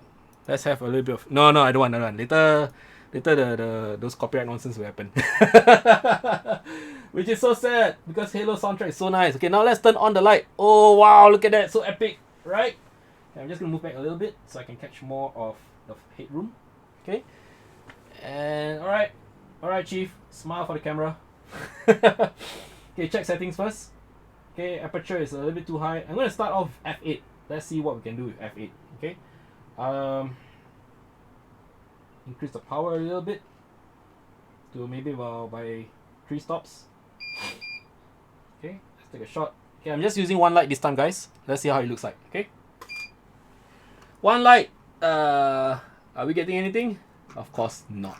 Okay, but look at how dramatic it is with the snoot and just hard light. You get the texture. It is okay. I'm just gonna increase the power a little bit more, maybe about 2 stops, because I'm actually using the Xerox 400, so the power is a bit less. Increase by 2 stops. Let's see what happens.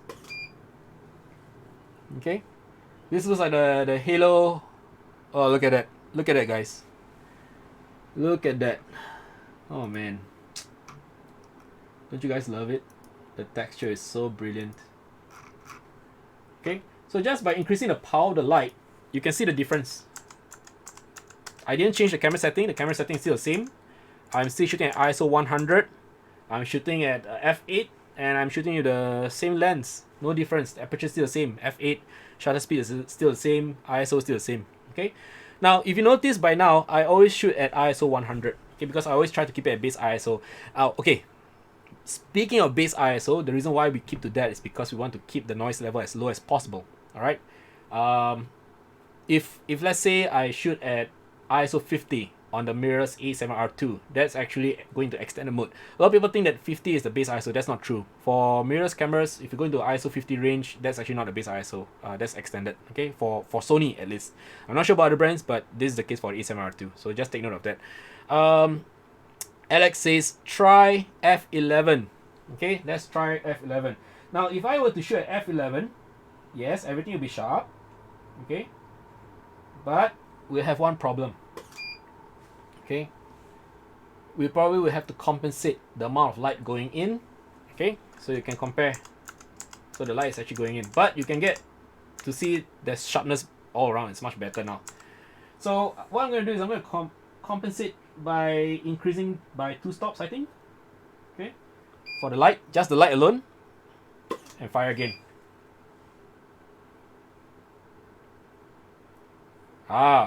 Texture's there, but might be a little bit over, so I just dropped the ISO by a bit. Maybe, sorry, the power by half a stop. Okay, I'm just going to decrease the power of the flash or the strobe by half a stop. I think this would be better. Yeah, I like that. Okay, so remember my bounce card. Okay, guys, don't look down on this thing.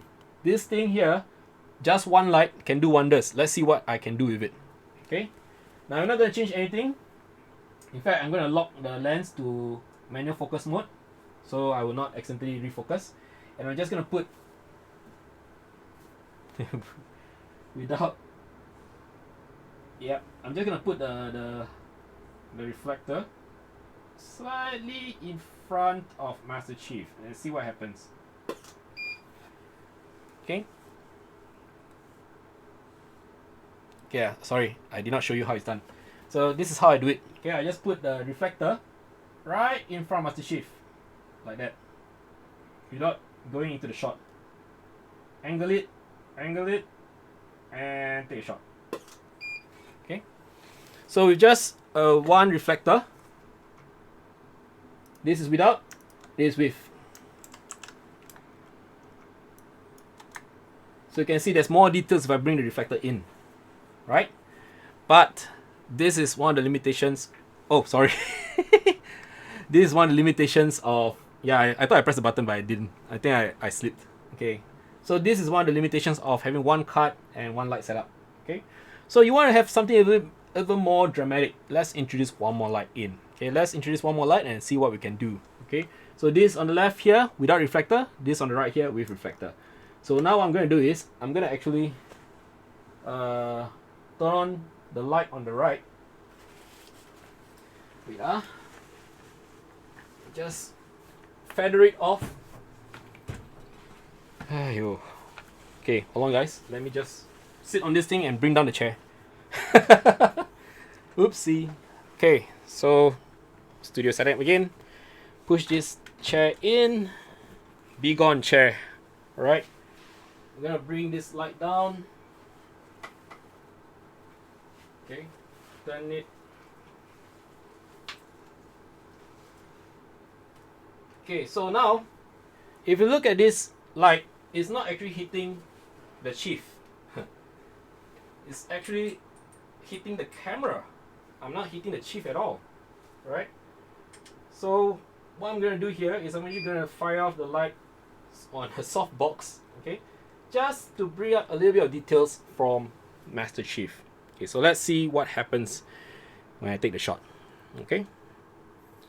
Okay, so this is the shot with the reflector and one light. Okay. Yes, Sales Chong give me an autograph. so this is the light setup now. Okay, I'm just gonna turn on the mod lamp. Okay. So you can see the figurine is here, right? The light's not hitting it.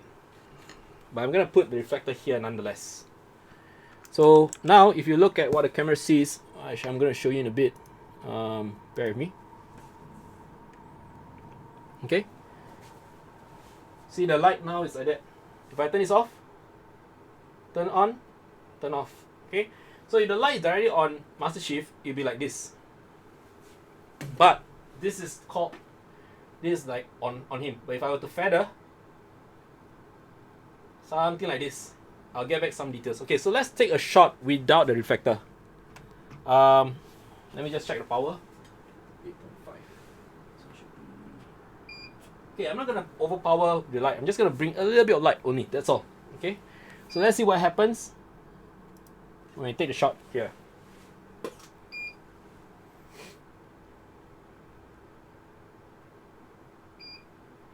Okay, let's see the difference. This one here. Okay, so this one here reflector, this one here without reflector. Okay, but you can see there's a little bit more detail here. Okay, a little bit more because of that light that I just introduced inside. So I'm just going to increase the power a bit more. F4.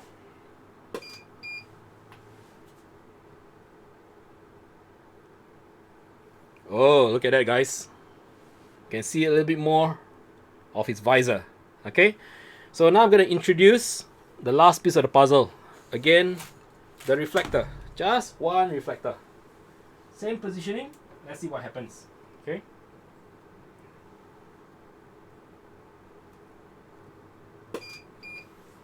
Let's see. There you go.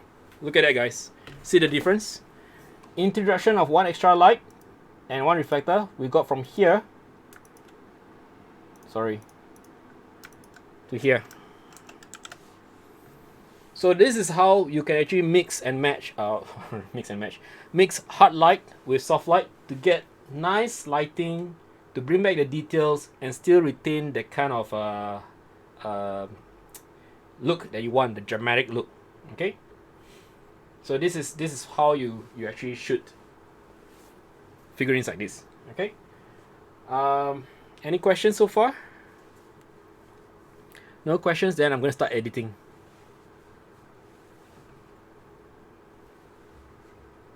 No questions? I'll turn off the lights and we go and start editing with Capture One. Alright, so today's challenge is to use only Capture One without using Photoshop.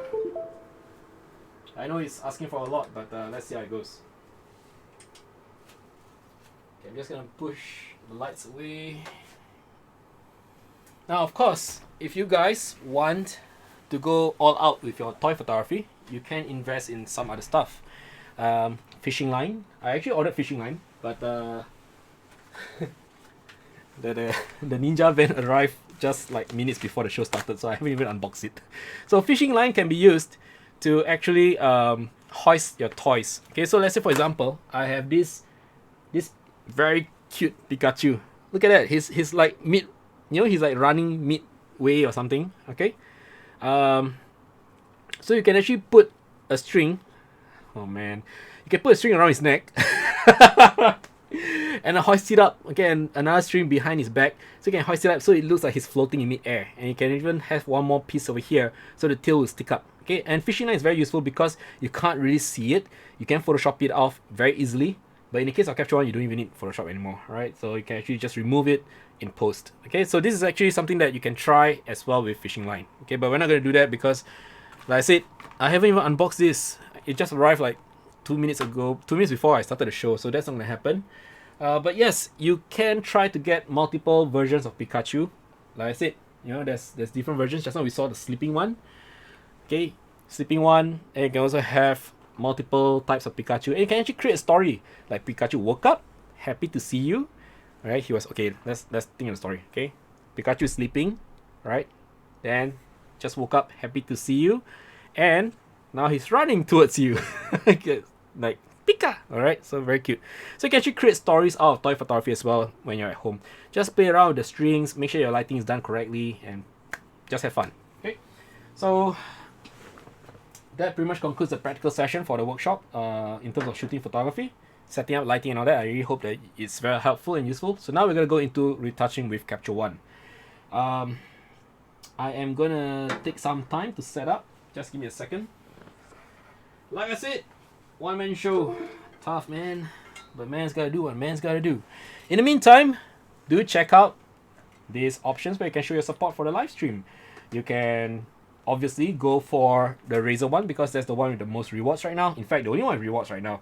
So if you actually support your streamers like myself through the Razer Tip stream, which is only available to some folks, you can actually also get Razer Silver points, which you can use to redeem some really awesome products. So I'm just going to share with you guys some of the things that you can get if you're on the Razer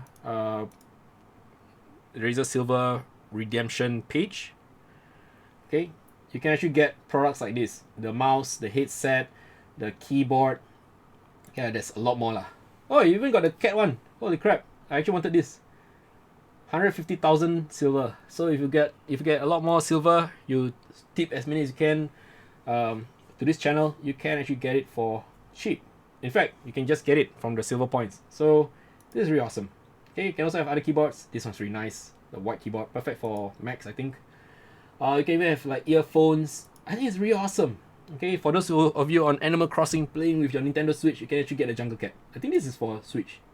Is this for Switch? I'm not sure. I think so. Yeah. So add up. Yeah. So that's the one.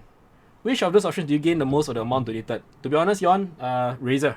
It's actually all the same. Phone.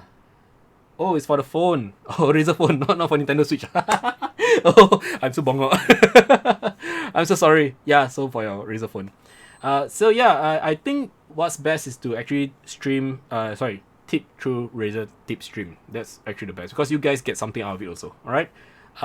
In fact, I'll probably cancel off my PayPal and Ko-fi soon. I think. Yeah.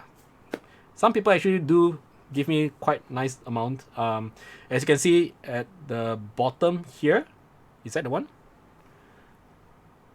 Yeah, one of these two lah. I can't really see on my screen. Since I started streaming, we've got about $666 in donations. I'm very, very thankful and grateful for all those who are very generous. Thank you so much for being supportive. That actually, gets me pumping, and I'm always trying to get more guest speakers as well as more content for this live stream. But anyway, moving on. Let's go into the actual editing proper.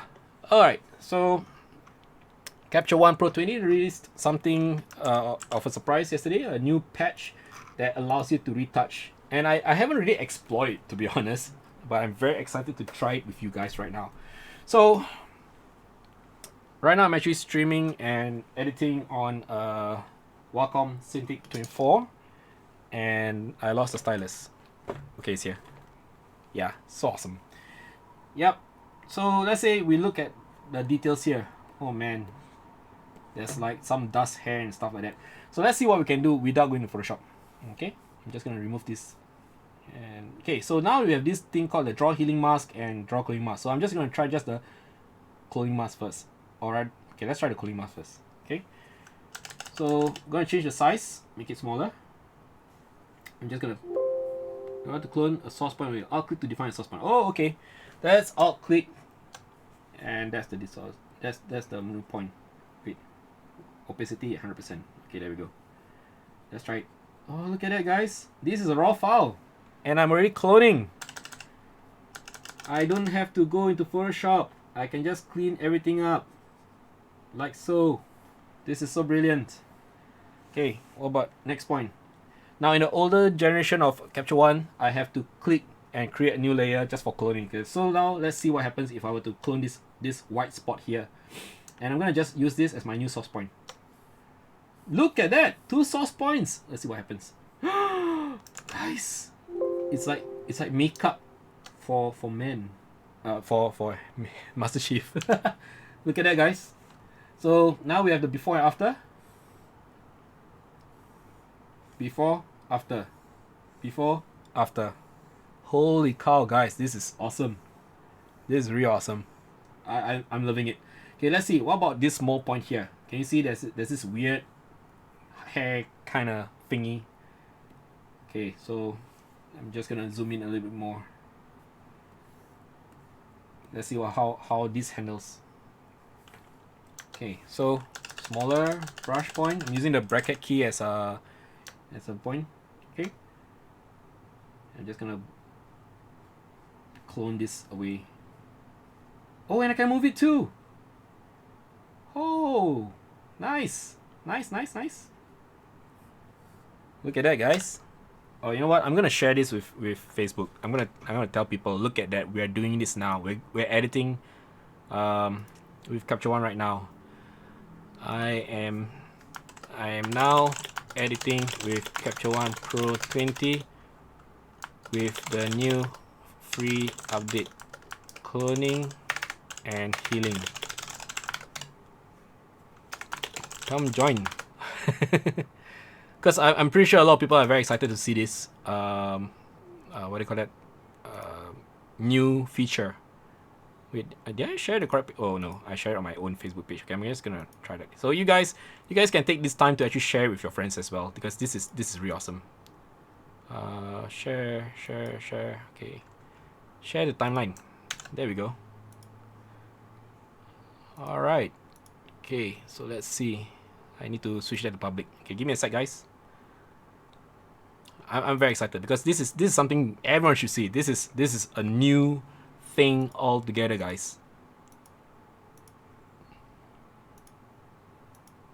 Oops. Okay, let's see. What else can we do? Any other thing that needs to be removed? Oh no, we have that blue tag.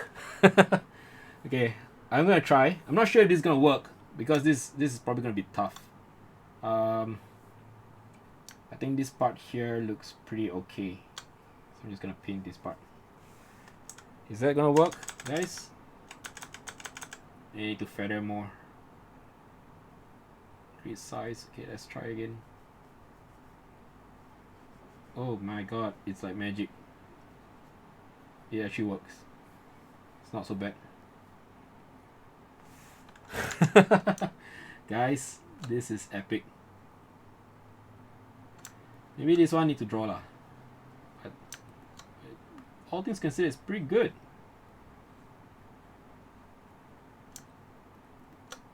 This is actually pretty impressive, and I can make as many points of reference as I can. Should have clicked. There we go. I have this bad habit thinking it's like Photoshop, so I'm like clicking again and again. Okay, my bad. Sorry. I think that looks pretty okay. I mean, all things considered, from here to here, I think it's not bad. I mean, I can take some time to clean up, but I think by the time I do this, it'll be tomorrow. Okay. What else can we do? You know what? How about this hair? Let's see what we can do there. Still on the same layer. I haven't even changed. So I'm just gonna paint this off. Something smaller maybe.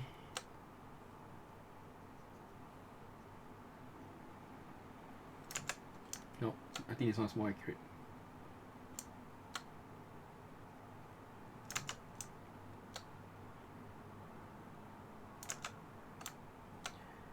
Too tiny, can't see. Let me zoom in a bit more.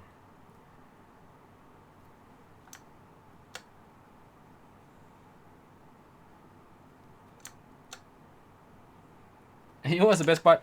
It remove the plastic joint? No.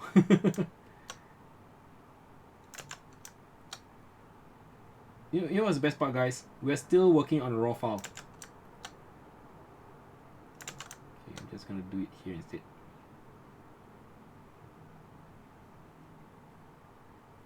Where is that coming from? I think I need to decrease the flow. Yeah, that might work better.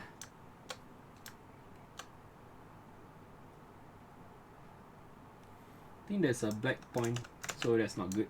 So I'm just gonna try this white point. Nope, different shade. Not working. So maybe we try the healing tool instead. See whether this works. Create new healing. Okay. Heal layer. Oh! So heal layer actually is much better for that kind of thing. Okay, let's watch it again. So I'm just gonna find this part here. It actually matches the colors a little. Well, that wasn't a good job, but let's try again.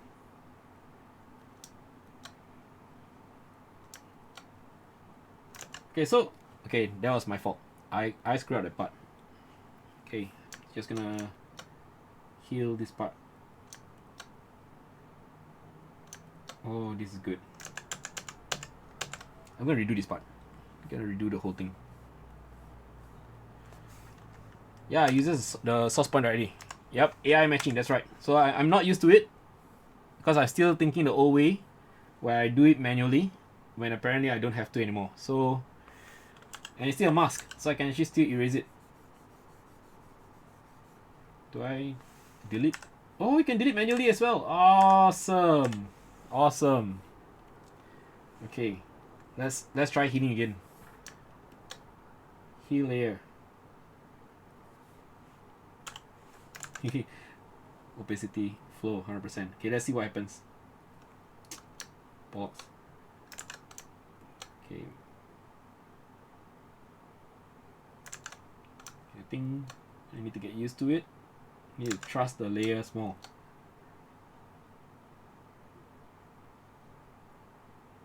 Yeah. Okay, I think I get how it works. So it finds the AI. The AI actually finds the right points to do it. Okay. So I need to get used to that. But yeah, it's pretty much there.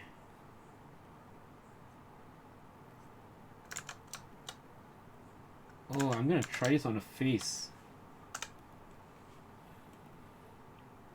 Yeah, it looks pretty good actually. Not bad. Quite clean. Okay, let's before and after. Before, after. I mean, I could spend more time, but it's there, man. It's really almost there. So to clean up all this, I think it's possible as well. You know what? I am gonna find a picture of someone's face, and I'm gonna use probably the cheapest model I can find during these difficult times. Hello to myself. Okay, because this yeah. So the before and after actually it looks at all the changes I've made already. Okay, so that's pretty cool. Alright, so I'm just gonna, that's not sharp. Where is the sharp one? Oh, that was a 200%. Oh, there we go. Nope, not sharp.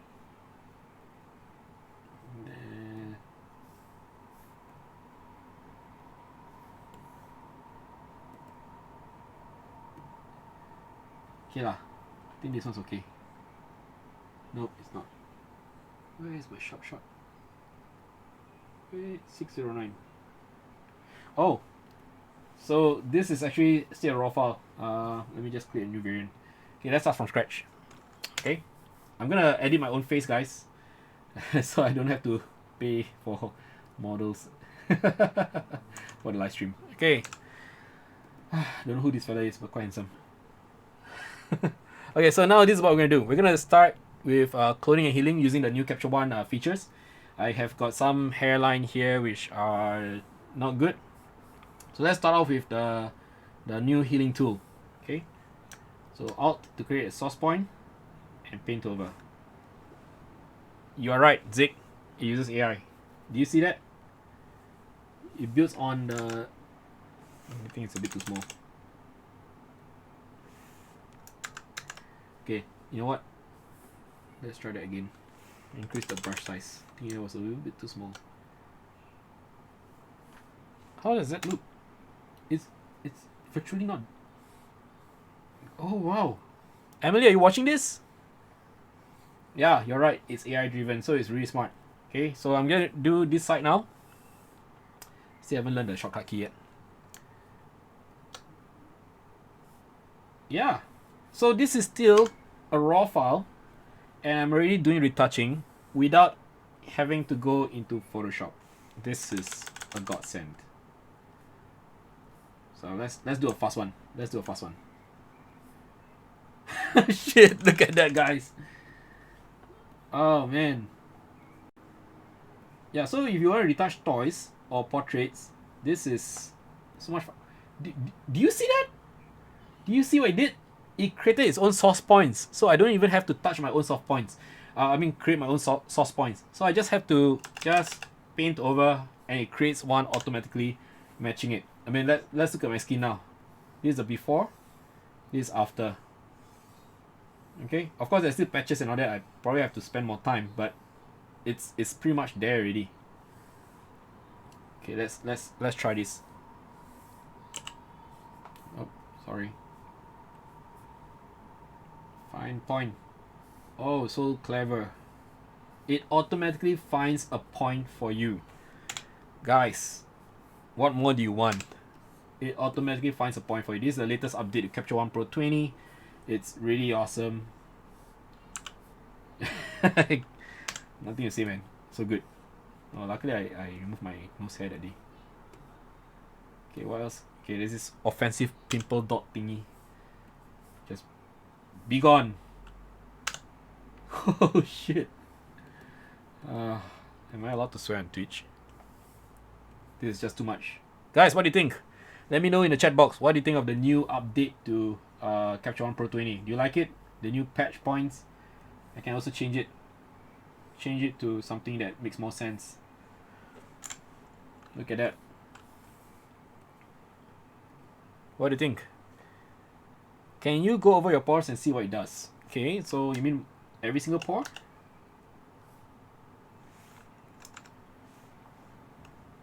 So enlarging the pore. Okay, so let's do this. Okay, this part here. There you go. That's what it does. This is like better than going to Gene or something. I think this is pretty impressive considering that it's still a raw file. I haven't even gone into Photoshop. I don't even have to go into Photoshop. I just need to do something here and using a cloning tool and it's done. I think this is amazing. What do you think, man? Good? Let's see if I go all out, you know, like massive. This patch here.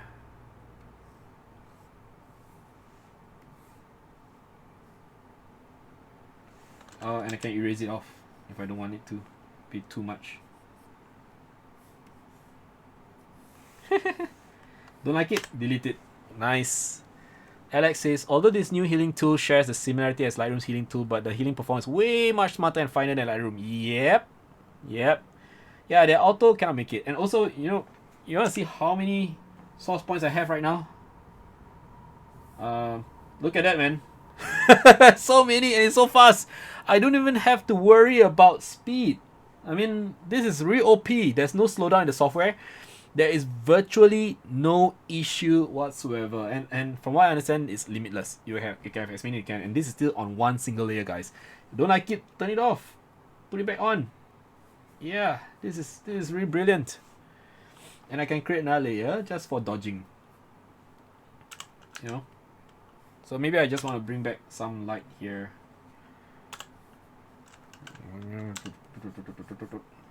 And maybe some light here. Just to bring back some details in my eyes. The eyes that I've seen too much. Too much pain in life. 37 years altogether. Booyah, Decepticon. Let's see. Yeah. I think I like this. Yeah, what else? Let's remove more, guys. Let's remove more.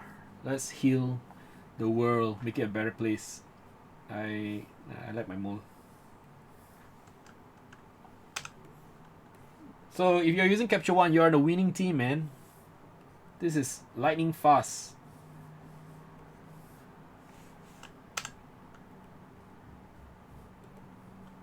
Oh man, epic. Going up. Why do we want to remove my mustache? Okay, there's a patch here lah. I can never grow a mustache properly. Okay, let's see what happens. No, wrong button. Sorry. Okay, that's the source point. Nope, it tries to find the skin, but I can do this. Can you? I can bring in the mustache back. Maybe I can just erase it to fix it. I don't know. So it looks like I never shave, right? Actually, that was an accident lah when I shaved. And accidentally pull out that part. But yeah, it's pretty good. So even if you do for portraits, I think Capture One is pretty good. I mean, check this out. This is the before. This is after. And you can also do this. You can also toggle between full view and before. Okay, so before, after. Guys, we're still working on raw file. That's insane. It's still a raw file. It's not a Photoshop file. You can still see ARW, and you're doing cloning and healing on Capture One with the new update. Okay, so Alex says, funny thing about Lightroom's healing tool is their old healing brush is way better than the current version. Lol. I don't know, man. I haven't tried Lightroom in a while. The new version's healing brush just acts smart and heals some part of the skin with the wrong sauce. Okay, that sucks.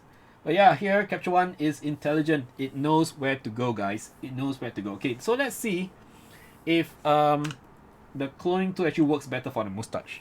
Okay, why did I agree to do this anyway? I don't know. Okay, so cloning. Yeah, and speed is so much faster. I mean, there's virtually no lag, guys. Oh, cloning is so much better now also.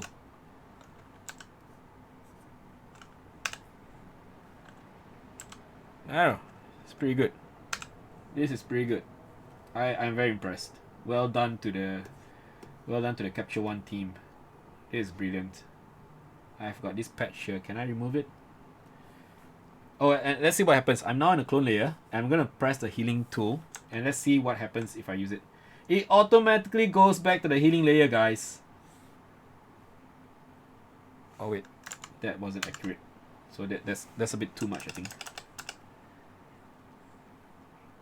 Oh, but it's almost there. It actually identifies the luminosity points. This is actually pretty good. And look at my face. Look at how much. Oh, look at it. It's very smart. If I move the mouse away from the picture, the cursors all disappear. But otherwise, look at that. So I know where the points are and where the points are not. This is very helpful, and it's fast, guys. It's really fast. Yeah. So if you want to have like a total exploration of Capture One, you can actually do it for free. There's a Capture One 30-day trial. You can actually play around with it. This is brilliant. I'm amazed. Okay, patch over here. Let's see what happens if I were to heal that patch away. Oops, was that too much? It's actually press something. I think I made a mistake somewhere.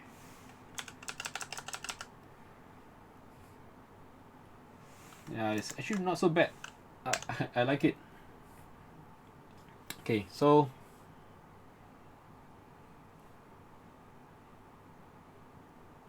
wow, I'm actually breathing new life into an old photo, and I can still clone and heal more if I want to. Let's insane. Just to bring more details to my eyes. Guys, this is amazing. What do you think, guys? Is this awesome or what?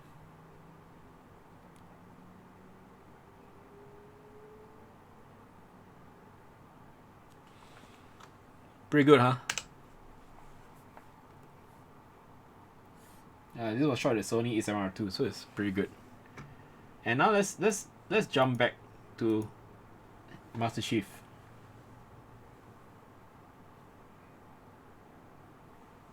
Or even Pikachu.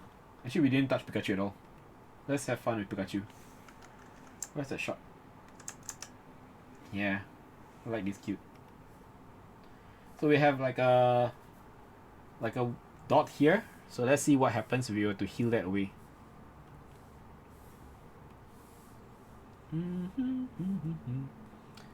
Clone. Let's clone this away.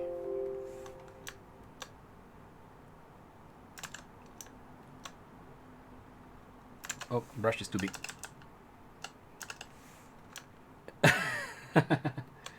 Chow Yun Fat's God of Gambler Stare. Yeah, that was the inspiration behind that shot. Thanks for noticing, man. Okay, so cloning is like that, which is directly a 1-for-1. But I really dig the healing tool. So let's try healing tool on a fur. Okay. Whoa, do you see that? It just matches perfectly. What's steady? Wow, this is too much, man. This is like voodoo. Okay, what about this line here? You know, Pikachu doesn't have a line. So let's see what happens if I were to heal that thing away. Is it possible, guys? Let's try.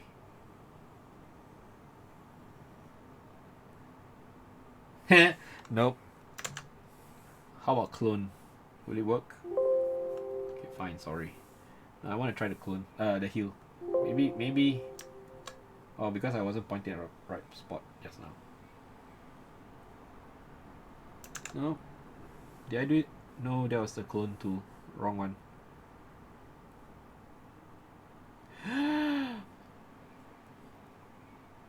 It's damn good.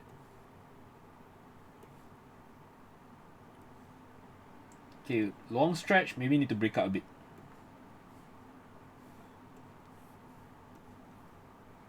Oh, this is really joyful to retouch, guys.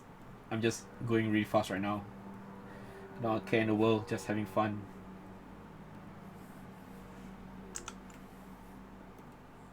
Look at that. Okay lah, there's still the bulge here, but that's because the thing is there. Just gonna draw one by one, maybe just a bit. Yeah, that's better. The AI is pretty good. Smart. What about the chin? Ah! Chin's gone! Impressive. Most impressive. Yeah, this is good, man. Dongdam, are you watching this? You have to. It's so good. About the arm. I don't even have to go into Photoshop.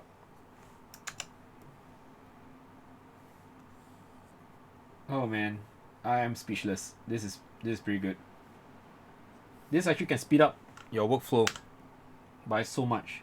And I just realized it's already 1080. I pretty much exceeded the time. Yeah. But guys, these are my thoughts. Capture One Pro 20, the latest patch is just insane. And it's available for free for all those people who are already on the Capture One 20. So if you guys actually want to get to Capture One 20, this is the best time to do it, because you are one of the lucky few to actually experience this from the get-go. Alright, it's already up and running. No more suffering with the botchy cloning tools for the past. Alright, so if you guys want to buy Capture One Pro 20, this is where you can get it in Singapore. You can get it from Broncolor Singapore. I'm just going to put the link here on Twitch stream, put it here on Facebook as well, so check it out. For Malaysians, you can check out the one on Wild Camera rather, sorry. I'm going to put the link here as well on both what do you call it, Facebook and Twitch.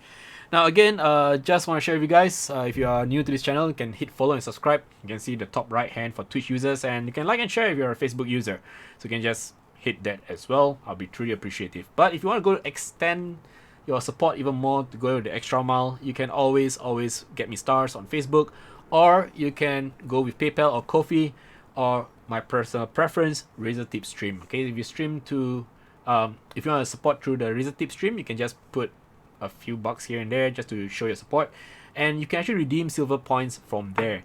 These silver points can accumulate over time, and you can actually use them to redeem epic Razor gear and loot. Alright, so anyway, that's all I have for today. This coming Friday, we're gonna have someone really epic on the show.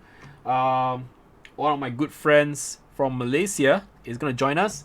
We're gonna have Calvin Wong. He is a Sony Alpha Guru. He'll be joining us on this channel as a guest speaker on 22nd of May, Friday evening, 8 p.m. to 10 p.m. So make a date with us then. And on this Saturday, we're going to have someone really epic all the way from Switzerland. We're going to have Earthwrecker from Broncolor himself. He's one half of the Broncolor tutorial videos you see on YouTube, next to Carl Taylor. He'll be joining us on the 23rd of May at 5 p.m. Singapore time on Saturday. So be there or be square. And this is something that's really awesome. I really hope you guys can join in as well. It's going to be really epic, okay? Because Earth is one of my teachers. He's one of my sifu when it comes to lighting. So you guys want to watch someone who's a master of light, check out Earthwrecker. Alright, this coming Saturday. At the same time also, I just want to see you guys, I just want to recommend you guys to check out the PPS website. This is pps.sg. You can check it out here. I'm just going to put a link over here. Alright. Okay, so I actually belong to the Professional Photographers Association of Singapore as a committee member. We do have a lot of events coming up, hopefully post-COVID-19. We are planning some online panel as well. But in the meantime, you can actually check out a few things. You can read up on some of the articles that I've written by members here. Very helpful if you're going to start a business in photography, alright? Especially this one here. So you want to start a photography business. Very, very important article. Do check it out as well. At the same time, also you can, if you're a photographer from Singapore, you want to start a business of your own, you can check out a photography business calculator. This actually helps you decide how much you should charge your clients, which is the number one question I receive every single time, and how much you need to set aside to make sure your business stays afloat and that you can still continue living and pay your taxes and bills at the same time. Alright, and with that, thank you so much for joining us this evening for this virtual toy photography workshop. I know it's a little bit clunky, but that's just the way it is. We're working in a very small room in a very small space. Most important thing is at the end of the day, you have fun. And do check out Capture One Pro 20. They have a 30-day trial. You can download. Oh wait, I forgot to put the link. So yeah, Capture One demo is available for download right over here. Let me just get the link for you guys. Okay, so Capture One you can try here. Oops. Yeah, so you can just create your account. You can just download a trial copy, 30 days, full featured for both Windows and Mac, and literally just knock yourself out. Enjoy, try out the features. Once you're happy to buy it, just contact either Broncolor Singapore or YL Camera if you're in Malaysia, and yeah, practice. Okay, so till then, do take care, stay safe. For our Muslim viewers, selamat berpuasa. We only have like a couple of days left before Hari Raya. So Earthwrecker is pretty much like a pre-Hari Raya special. So make yourself available that evening. It's at 5 p.m. Singapore time on Saturday, 23rd of May. Very epic. He's all the way from Switzerland. This is your chance to actually interact with him. Okay. Alright, with that, take care. Goodbye. Bye-bye. Come with me, and you'll be in a world of pure imagination. Take a look and you'll see into your imagination. We'll begin with a spin, traveling in the world of my creation. What we'll see will defy explanation. On 3, 1, 2.